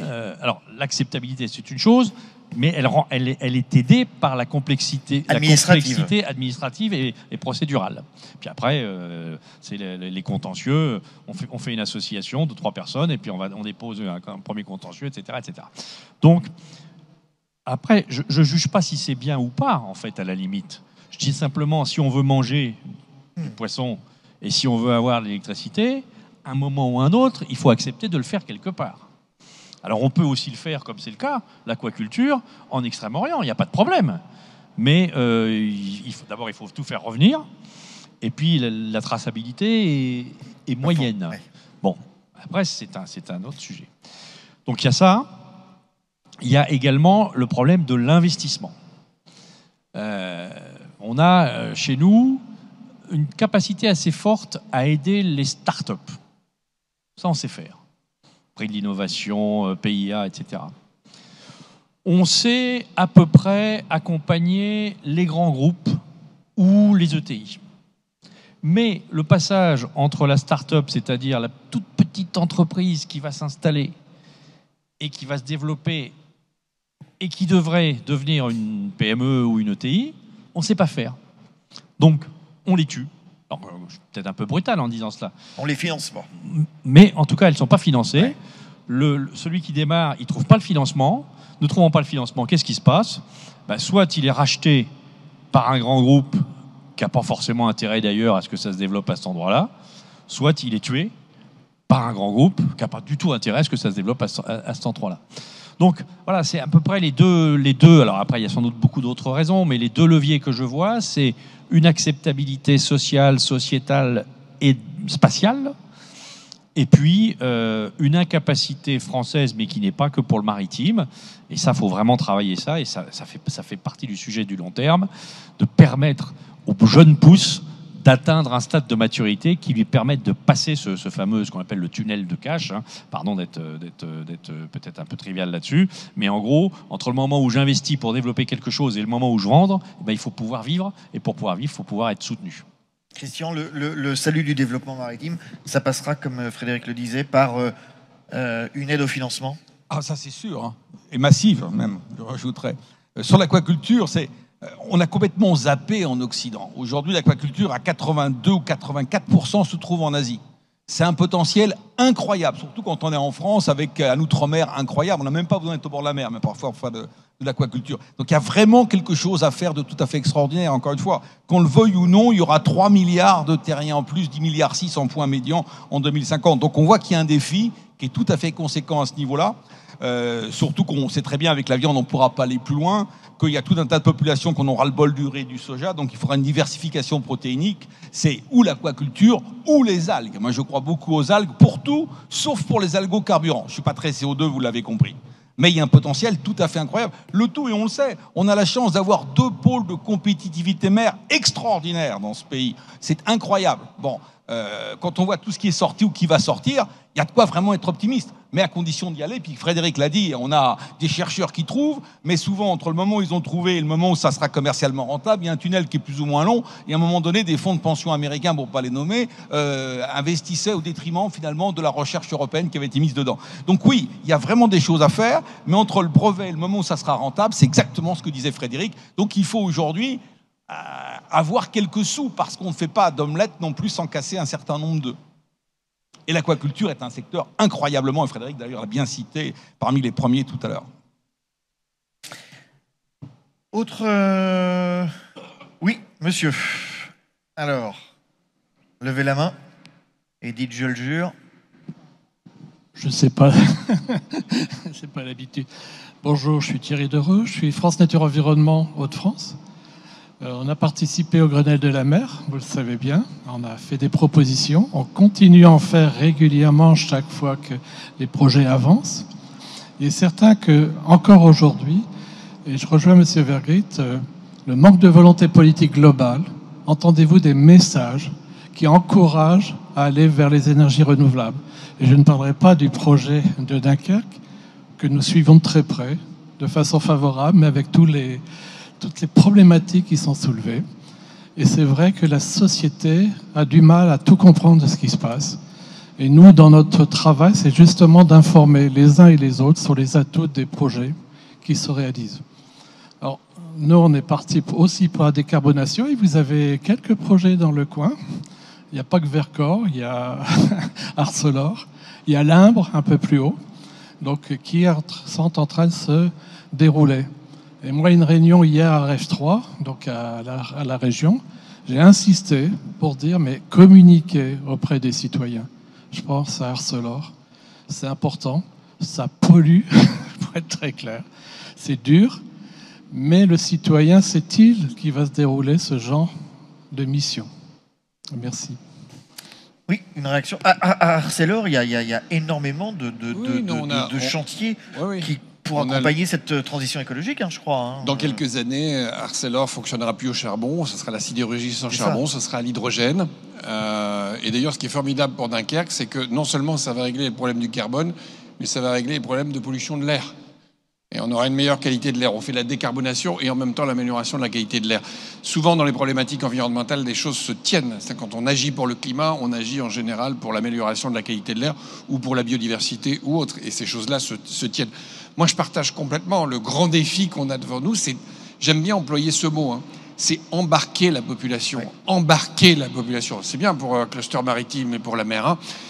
Mais j'emploie beaucoup ce verbe, parce que pour moi, il veut bien dire quelque chose. Embarquer, c'est en général, sur un navire, on n'y va pas seul, on y va en collectif. Déjà passer de l'intérêt individuel à l'intérêt collectif, c'est déjà fort. C'est déjà extrêmement difficile dans notre pays de parler d'intérêt collectif, de parler de collectif. politique publique, politique collective, c'est déjà difficile. Donc déjà ramener à l'intérêt collectif. Et après, effectivement, sensibiliser à ce qui arrive. Je partage complètement, mais à 200% ce que vous venez de dire. Nos concitoyens ne perçoivent pas ce qu'on est en train de vivre, bien entendu. Alors on essaie de sensibiliser. Dunkerque, d'ailleurs, peut s'enorgueillir d'avoir probablement le plus bel outil d'éducation populaire à la problématique. Son directeur est là, d'ailleurs, Yann Capet, c'est la Halle au sucre. On ne cesse de communiquer. Quelque part, cette expo en témoigne. Effectivement, c'est pas suffisant. À un moment donné, on a travaillé avec les écoles. On s'est dit, tiens, on va travailler la génération d'après. Ouais, ça n'a pas été si efficace que ça, parce que finalement pour quelle raison? Parce que les mêmes enfants qui chantaient La planète est en danger rentraient le soir, prenaient un bain et laissaient la lumière allumée. Parce qu'on a appris la théorie, on n'a pas appris la pratique. C'est-à-dire finalement, on a dit la planète est en danger, ils l'ont intégré, hein, ils ont compris que la planète était en danger. Je reprends l'expression planète, même si vous n'aimez pas, mais ils n'ont pas compris ce qu'ils devaient faire. Et il y a ce travail de sensibilisation, il est gigantesque devant nous, parce que c'est vrai que c'est déstabilisant. C'est déstabilisant. Il ne faut pas tomber dans l'angoisse collective, parce que là, c'est la dépression collective, et c'est pire, parce que là, on tombe dans le déclinisme. Et là, vous avez les pires horreurs, en général, quand une population rentre dans le déclinisme. Il faut en même temps donner l'espoir, et en même temps faire comprendre que ça va beaucoup bouger. Quand j'essayais de parler de la façon dont on allait vivre dans 20 ou 30 ans, parfois je rencontre des citoyens et on échange là. Je dis, mais ce qui va changer autour de vous, c'est pas simplement les paysages, c'est tout. Tout va changer autour de vous, la façon dont vous vous déplacez, la façon dont vous mangez, la façon dont vous consommez l'eau au quotidien, ça va changer terriblement. Quand je commence à expliquer ça, je sens que je fais peur, je fais terriblement. Moi, on va tout changer. Oui, on va tout changer. Et donc, c'est vrai que c'est ce travail qui consiste, le travail du politique, qui est de la responsabilité du politique, et vous avez tout à fait raison, qui consiste à embarquer la population dans un dessein collectif, donc quelque chose qui a du sens pour nos enfants. C'est vrai que c'est un travail difficile aujourd'hui, je le redis, l'horizon temporel s'est rétréci, la notion de collectif est difficile, la notion de l'avoir par rapport à l'être, c'est encore extrêmement présent. Voilà, mais ce travail est à faire, et je partage complètement, et aidez-nous autant que faire possible, et vous le faites d'ailleurs, et donc c'est vrai que c'est un beau boulot qui est devant nous, mais il faut embarquer les gens, quand même. Christian, effort de pédagogie, de communication, comme disait le monsieur. Pédagogie, oui, bien évidemment. Bon, bien sûr, FNE a beaucoup participé au Grenelle de la mer, elle a bien travaillé. Oui, je crois beaucoup aux énergies marines renouvelables, bien évidemment. Je me réjouis de voir que la mer contribue au paysage des EMR. En même temps, pour sortir, je dirais, de l'immédiateté, moi, je rêve beaucoup à deux types d'énergie marine. Je pense aux hydroliennes. Pourquoi l'hydrolienne? Parce que c'est prédictible. Le vent, le soleil, on ne sait pas s'il y aura du vent, s'il y aura beaucoup de soleil. Bon, il y aura, paraît-il, des peintures solaires bientôt, avec même... Ici, ça va. Mais l'hydrolienne sera prédictible et EDF est prêt déjà à augmenter la part du renouvelable dans son mix énergétique. Donc l'hydrolienne, oui. Et je regrette que l'État n'ait pas revu à la hausse, ou plutôt ait baissé son tarif de rachat, parce qu'un groupe que j'aime bien, Naval Group, avait monté une usine à Cherbourg, et je crois qu'elle a duré que 35 jours, l'usine en question. Et pour notre mer, je crois beaucoup à l'énergie thermique des mers, dans tout un tas d'éléments. Donc il y a du potentiel. Hein. Je dirais, je suis presque plus optimiste depuis le Covid qu'avant le Covid. Quand je vois les milliards qu'on a trouvés pour arriver, en l'espace d'1 an et demi, à trouver un vaccin, je me dis, si on trouvait et on mettait le paquet pour trouver des moyens de décarboner, de sortir des émissions de CO2, on n'en est pas très loin. Et les vieilles recettes ne sont pas forcément les recettes d'avenir. Je ne veux pas rentrer davantage dans les détails. Donc je crois qu'on n'est pas très loin. Mais il faut de la volonté politique et mettre les moyens et peut-être revoir même certaines règles de fonctionnement pour aller plus vite. Je peux rebondir là-dessus. On parle toujours de volonté politique. Il faut faire très attention à cette expression. Dans une démocratie, la volonté politique, ce sont les gens qui la fabriquent.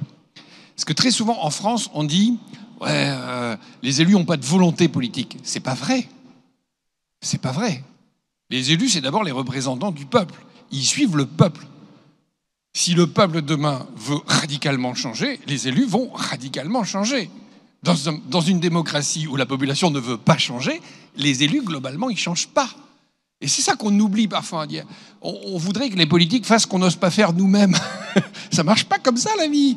Le politique, il n'est jamais que le représentant de la population. C'est pour ça que je parle d'embarquer la population. Si on veut des politiques publiques qui vont vers l'avenir, c'est la population tout entière qu'il faut embarquer. Contrairement à ce que certains disent, on vit dans une démocratie plutôt bien foutue, et les élus dialoguent avec la population, la suivent, l'interpellent. Il y a une dialectique intéressante entre les élus et la population, mais in fine, dans une démocratie, c'est pas parce qu'un élu aura décidé que ça se passera. C'est parce que la population dans son ensemble aura pris conscience, comme on a dit, et voudra changer de monde. Ça, ne l'oublions jamais, parce que souvent, je rebondis sur volonté politique, parce que volonté politique, dans la tête de beaucoup, c'est « Ah, ces élus qui foutent rien ouais. ». C'est pas ça la vérité. Volonté politique, c'est la volonté de tout le monde. D'où la notion d'équipe. La notion d'équipe. Frédéric, qu'est-ce que... Ah ben, deux questions. Qu'est-ce que le cluster maritime français fait justement en matière d'efforts de pédagogie et de communication auprès de l'ensemble de la population? Ça, c'est le premier point. Et puis, le deuxième point, est-ce que finalement la France, parce que Patrice parlait tout à l'heure de déclinisme, ou de pessimisme, ou de vision noire, etc. Est-ce que finalement la France a conscience de ses, j'allais dire, de ses atouts pour son économie maritime, son espace maritime, et là j'englobe les notions d'environnement, etc., etc. Alors, qu'est-ce que le cluster maritime fait pour embarquer la population? Il n'est pas très actif. Il est plus actif côté il n'est pas très actif parce que c'est pas dans notre mission. Ouais. J'adorerais pouvoir être plus souvent dans des conférences comme celle-ci, mais notre mission, c'est quand même plutôt les acteurs de l'économie s'adressent aux acteurs politiques ou aux décideurs politiques.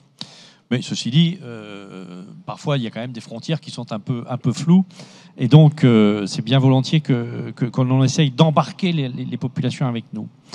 Et d'ailleurs, on pourrait appeler, parce qu'on a parlé beaucoup de démocratie, on pourrait aussi appeler à une thalassocratie. Mais ça, je laisserai Christian développer. Non. La deuxième question. La deuxième question, c'était est-ce qu'on est plus pessimiste que d'autres nations maritimes? Alors, est-ce que la France est plus pessimiste que d'autres nations? Je crois qu'on s'en rend un peu compte en ce moment. Y a une phrase qui tourne et qui me plaît toujours bien. La France est un paradis où tout le monde croit vivre en enfer. Mais bon, c'est à peu près ça. C'était Sylvain Tesson, je crois qu'il y avait dit ça. Je crois que c'est Sylvain Tesson qui a dit ça, oui. Non, en fait, moi je suis personnellement un éternel optimiste. Et si j'étais pas un optimisme forcené, je ne serais pas là. Et en fait, ce qu'il faut souvent faire, c'est regarder dans le rétroviseur. La France n'est pas un pays maritime. Les Français n'aiment pas la mer. C'est ce qu'on a dans le dos quand on regarde la mer. Et non, en fait, quand on regarde dans le rétroviseur, sur les 10-15 dernières années, on a pris énormément conscience du potentiel maritime. On a pris énormément conscience de l'importance de la mer. Grâce à des gens comme Christian, qui ont poussé sur ce Grenelle de la mer, grâce à un auteur qui nous est cher, Jean-Marie Biette, qui a écrit « La mer, avenir de la France ». Il y a 20 ans, on aurait dit « La mer est l'avenir de la France », on faisait rire. Aujourd'hui, on fait moins rire. Et c'est bien, parce que d'autres pays nous montrent la voie. La Chine, on en parlait. La Chine, dont on a toujours dit que c'était une puissance continentale, etc. Disons qu'elle nous inquiète et qu'elle nous oblige. Oui, mais enfin, elle s'est tournée vers la mer, résolument. Tous les 4 ans, elle construit l'équivalent de la Marine nationale française, en tonnage. Les routes de la soie, c'est aussi le collier de perles maritime. Enfin bon. Donc, tout ceci pour dire, il y a encore beaucoup de travail, mais globalement, la France est de plus en plus maritime. Et les derniers exemples, c'est quoi? C'est le ministère de la mer qui a été recréé. C'est un ambassadeur chargé des enjeux maritimes. C'est un pouvoir politique au plus haut niveau qui se saisit de cette question maritime. Je peux vous dire, pour en témoigner personnellement là aussi, quand le président de la République, Emmanuel Macron, il y a 5 ans, a été élu, j'avais été lui parler de la mer. C'était pas immédiatement perceptible pour lui. Aujourd'hui, ça l'est. Aujourd'hui, ça l'est. D'ailleurs, il est venu les 2 dernières fois aux assises, il est venu. Il est venu aux deux dernières assises de l'économie de la mer et il est resté à chaque fois 2 heures. Oui. dans des agendas dont on imagine bien la complexité. Donc, ça avance, jamais assez vite, encore une fois, parce qu'il y a ce court-termisme, mais le chemin se fait, ouais. Un petit mot de... Alors, peut-être une dernière intervention, réaction, question. Eh bien non. On va Un mot sur conclure. la confiance. Oui. Je crois qu'on touche. C'est intéressant parce que la mer nous amène sur des choses un peu presque ésotériques. Je crois les Français s'intéressent de plus en plus à la mer. Frédéric l'a magnifiquement dit. On part de loin parce qu'on a un peuple judéo-chrétien. La mer, ça représente la mort quelque part. Donc la mer, c'est toujours été une source d'emmerdement. La piraterie, les marées noires, etc. Donc aujourd'hui, on voit bien que la mer, c'est un potentiel tout à fait incroyable. Il n'empêche que... C'est aussi les voyages, les voilà. voyages, la découverte, les grands espaces, mais la plaisance, les les Français plages. n'ont jamais été véritablement optimistes. Je parle avant de la pandémie, parce qu'aujourd'hui ça fausserait tout. Je regarde en principe, c'est la 3e semaine de janvier où on a les indicateurs sur la confiance, comment les Africains, les Français, etc. Voilà les qui viennent. La France est toujours le pays le moins confiant, le moins optimiste de tous les pays de l'OCDE. Ça ne veut pas toujours dire grand-chose. Quand vous pensez que le Vietnam est l'un des pays les plus confiants et qu'on sait qu'il y a un plan de partage du Nord-Vietnam entre la Chine et le Cambodge, mais c'est un autre débat. C'est-à-dire qu'aujourd'hui, vous pouvez prendre, c'est un autre sujet, mais ça concerne la mer comme télescope d'observation. Le fait que les Français ne se soient pas tournés vers la mer, c'est que quelque part, on n'était pas optimiste, parce que se jeter à la mer, c'est prendre un risque. Aujourd'hui, les choses commencent à échanger, mais on part de loin. Le changement, la mobilité, la fluidité nous fait peur. Et pour aller dans le sens de ce que disait Monsieur le maire, j'ai assisté il y a très peu de temps à une soutenance de thèse à Sciences Po Paris, de sciences politiques, sur les slogans présidentiels face à la notion de changement, qu'on n'a pas intégré les dernières élections. Vous aviez en 1974 le changement dans la continuité comme baseline. Quand vous arrêtez, on change ou on continue. 7 ans après, c'est la force tranquille. In the tendance, in the movement, in the future, tranquille. Il y a même eu le changement, c'est maintenant. Ça, c'est idéal comme changement parce que ce soir, c'est fini. Donc, si vous voulez, c'est vrai qu'on a tendance à dire nos politiques ne font pas leur job. Mais, quelque part, est-ce que nous sommes prêts à prendre des risques? Et tout le débat est là. Et partir en mer ou se lancer dans une entreprise, quelle qu'elle soit, c'est avoir un minimum de confiance. Et le problème aujourd'hui, c'est qu'on est dans une sinistrose profondément ancrée en France dont il nous faut sortir. D'où la question du sens et de l'être qui est plus importante que jamais.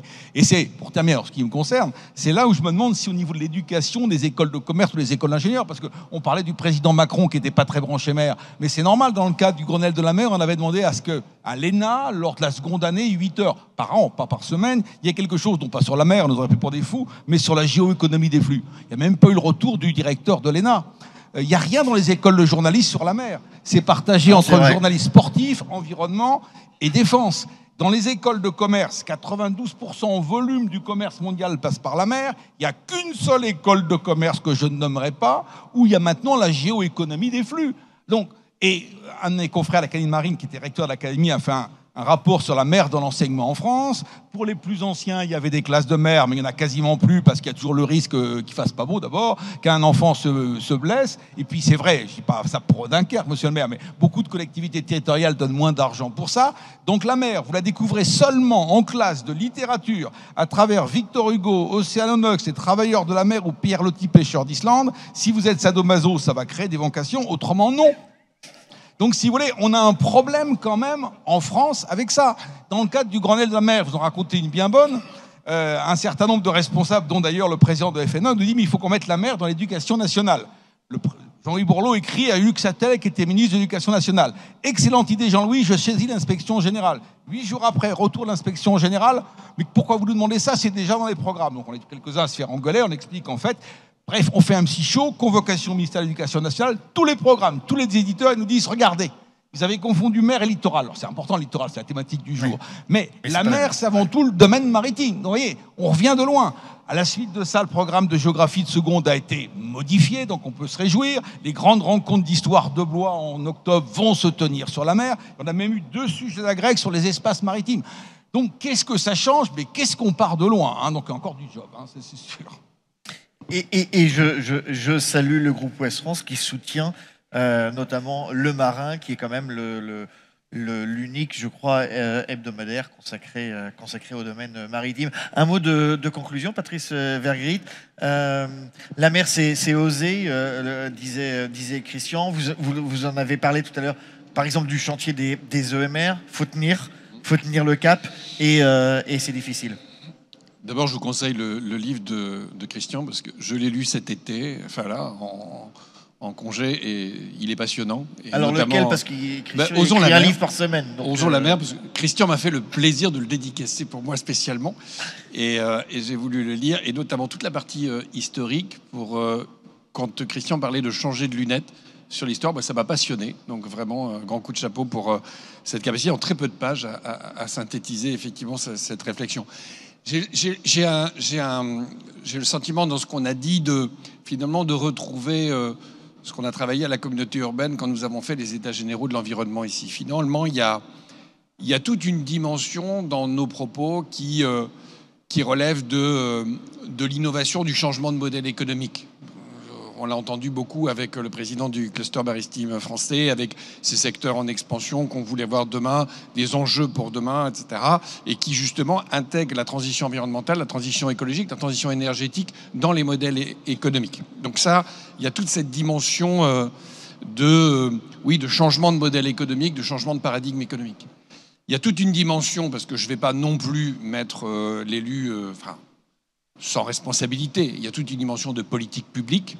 Quand Christian Buchet dit qu'il faudra beaucoup d'argent, oui, à un moment donné, il va bien falloir des politiques publiques, et la mer ne se fera pas sans politique publique puissante. Le développement des ports ne se fera pas sans politique publique puissante, notamment politique d'infrastructure. Alors là-dessus, je veux rassurer Christian, dans les écoles du journalisme, c'est pas que la mer qui est absente, c'est tout ce qui est relatif au spatial. C'est-à-dire que l'urbanisme, l'aménagement du territoire, la politique de la ville, tout ça n'est jamais sensibilisé. Toute la question de l'espace, du territoire, d'ailleurs, si on est Jacobin, c'est pas pour rien. La notion même de rapport au territoire est totalement absent des réflexions, et depuis très très longtemps, malheureusement. Et donc, cette question de politique publique, elle est essentielle. Quelle bonne politique publique? On revient sur la question énergétique, on revient sur la question du changement, de l'accompagnement des comportements de la population, c'est le service public. Et puis le dernier défi, et je pense que c'est celui dont on a le plus parlé à un moment, c'est ce que j'ai résumé par embarquer la population. C'est-à-dire que on a commencé par dire, je ne sais plus si c'était qui c'était de vous deux, par dire le rapport entre les démocraties aujourd'hui des pays comme la Chine ou la Russie qui ne le sont pas, oui, et qui arrivent à engager. Ben oui, nous, on a un défi supplémentaire. Je suis président de France Ville Durable, et je dis souvent cette phrase, c'est beaucoup plus difficile de faire une ville durable dans une démocratie qu'ailleurs. Parce qu'il faut embarquer en plus la population. C'est-à-dire qu'il faut qu'elle adhère au dessein collectif. Et c'est plus difficile, évidemment, d'embarquer des millions d'habitants ou des millions de personnes dans un dessein collectif que d'un mec qui décide pour tout le monde. Et notre défi, mais parce que justement c'est nos valeurs, c'est ce qui nous tient à cœur, c'est ce qu'on est, c'est de réussir justement la mer démocratique. C'est-à-dire la mer doit devenir un enjeu essentiel, mais en embarquant la population, tout comme l'environnement demain. Et c'est peut-être ça notre plus gros défi, c'est le troisième, après l'innovation et les changements de paradigme, les changements de modèle, après les politiques publiques, et donc effectivement ne pas se tromper sur les orientations, sur ce qu'on fait de l'argent du contribuable et comment on le mobilise. Ce défi de la sensibilisation, ce défi de la démocratie, c'est peut-être le défi le plus difficile, mais qu'est-ce qu'il est beau celui-là.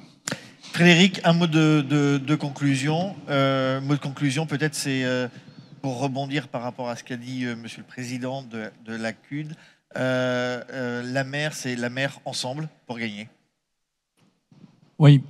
Dans ce que Monsieur le maire parlait à l'instant, on n'a pas beaucoup parlé de l'océan finalement. On a beaucoup parlé de mer, on a beaucoup parlé d'économie, on a parlé un peu d'environnement, on n'a pas beaucoup parlé de l'océan. Je voudrais juste terminer là-dessus. L'océan, c'est un bien commun de l'humanité. Il appartient à tout le monde. Et il y a deux autres, mais c'est un espace commun, et il y a deux autres espaces communs qu'il nous faut regarder avec beaucoup d'attention. C'est l'espace et c'est le cyber, c'est le monde cyber. Ce sont trois enjeux, trois endroits où on se déplace sans frontières, où on peut faire plein de choses sans être vu. Et donc ce sont les trois prochains endroits dans le siècle qui vient qu'il va falloir regarder qui à la seront loupe. les endroits de confrontation, qui seront les endroits de puissance, donc qui seront les endroits de richesse. Et qu'il faudra savoir aussi préserver, parce qu'on peut aussi saloper l'espace, et on peut aussi saloper le cyber, et auquel cas tout va s'arrêter. Donc voilà, c'est un peu ça que vous parliez de on n'enseigne pas les espaces, la planification. Je crois qu'il faut vraiment avoir cette conscience que aujourd'hui, l'océan, l'espace et le cyber, ce sont les trois biens communs que nous avons, qu'il faut protéger, qu'il faut exploiter, et dans lequel il faudra aussi savoir se défendre. Pardon de cette note un peu plus difficile, mais c'est vrai, des vrais enjeux. Et puis je terminerai parce que moi, les conclusions, je ne sais pas faire une seule conclusion, il faut que je fasse plusieurs conclusions. Oui, mais là, il est tard, là, Voilà. Frédéric. Là, il va falloir y aller. Et donc la maintenant. dernière conclusion, c'est une conclusion à titre personnel, symbolique, qui va nous éclairer sur les changements potentiels. Il y a un peu moins de 40 ans, j'étais ici, là. J'étais en train de suivre la construction de l'Atlantique Quartier, pour les gens qui se souviennent, pour les plus anciens. Voilà. Et j'étais jeune officier, et si on m'avait dit il y a 40 ans, dans 40 ans, tu viendras ici faire une conférence sur les océans avec une bulle, etc., j'aurais dit, ça n'a pas l'air de bien aller, ces gens-là. Et aujourd'hui, est-ce que quelqu'un le regrette? Oui, ça a été dur. Bien évidemment, la transition de la navale a été extrêmement difficile. Mais aujourd'hui, regardez ce que vous avez fait. Et donc, eh bien, il faut accepter ces potentialités de changement. Ça prendra 10, 20, 30, 40 ans. Mais on peut léguer à nos enfants un monde dans lequel ils rêveront autant que moi, j'ai rêvé il y a 40 ans ici. Et on terminera sur cette note d'optimisme. Merci beaucoup, Frédéric Moncani de Saint-Aignan. Christian Buchet, merci également. Patrice Vergrit, merci de nous avoir accueillis dans ce bel endroit symbolique et chargé d'histoire. Merci à vous. Et je vous donne rendez-vous pour... Bon. Ah non, mais moi, je voulais donner rendez-vous pour les assises. Le 19... le 8 et 9 novembre. Voilà. 8 et 9 novembre prochain. Voilà, ça sera à Lille, mais Dunkerque sera extrêmement bien représenté. Et on y attache, évidemment, avec Frédéric, beaucoup d'importance. Voilà, merci en tout cas d'être venu écouter ces deux spécialistes. Merci à vous.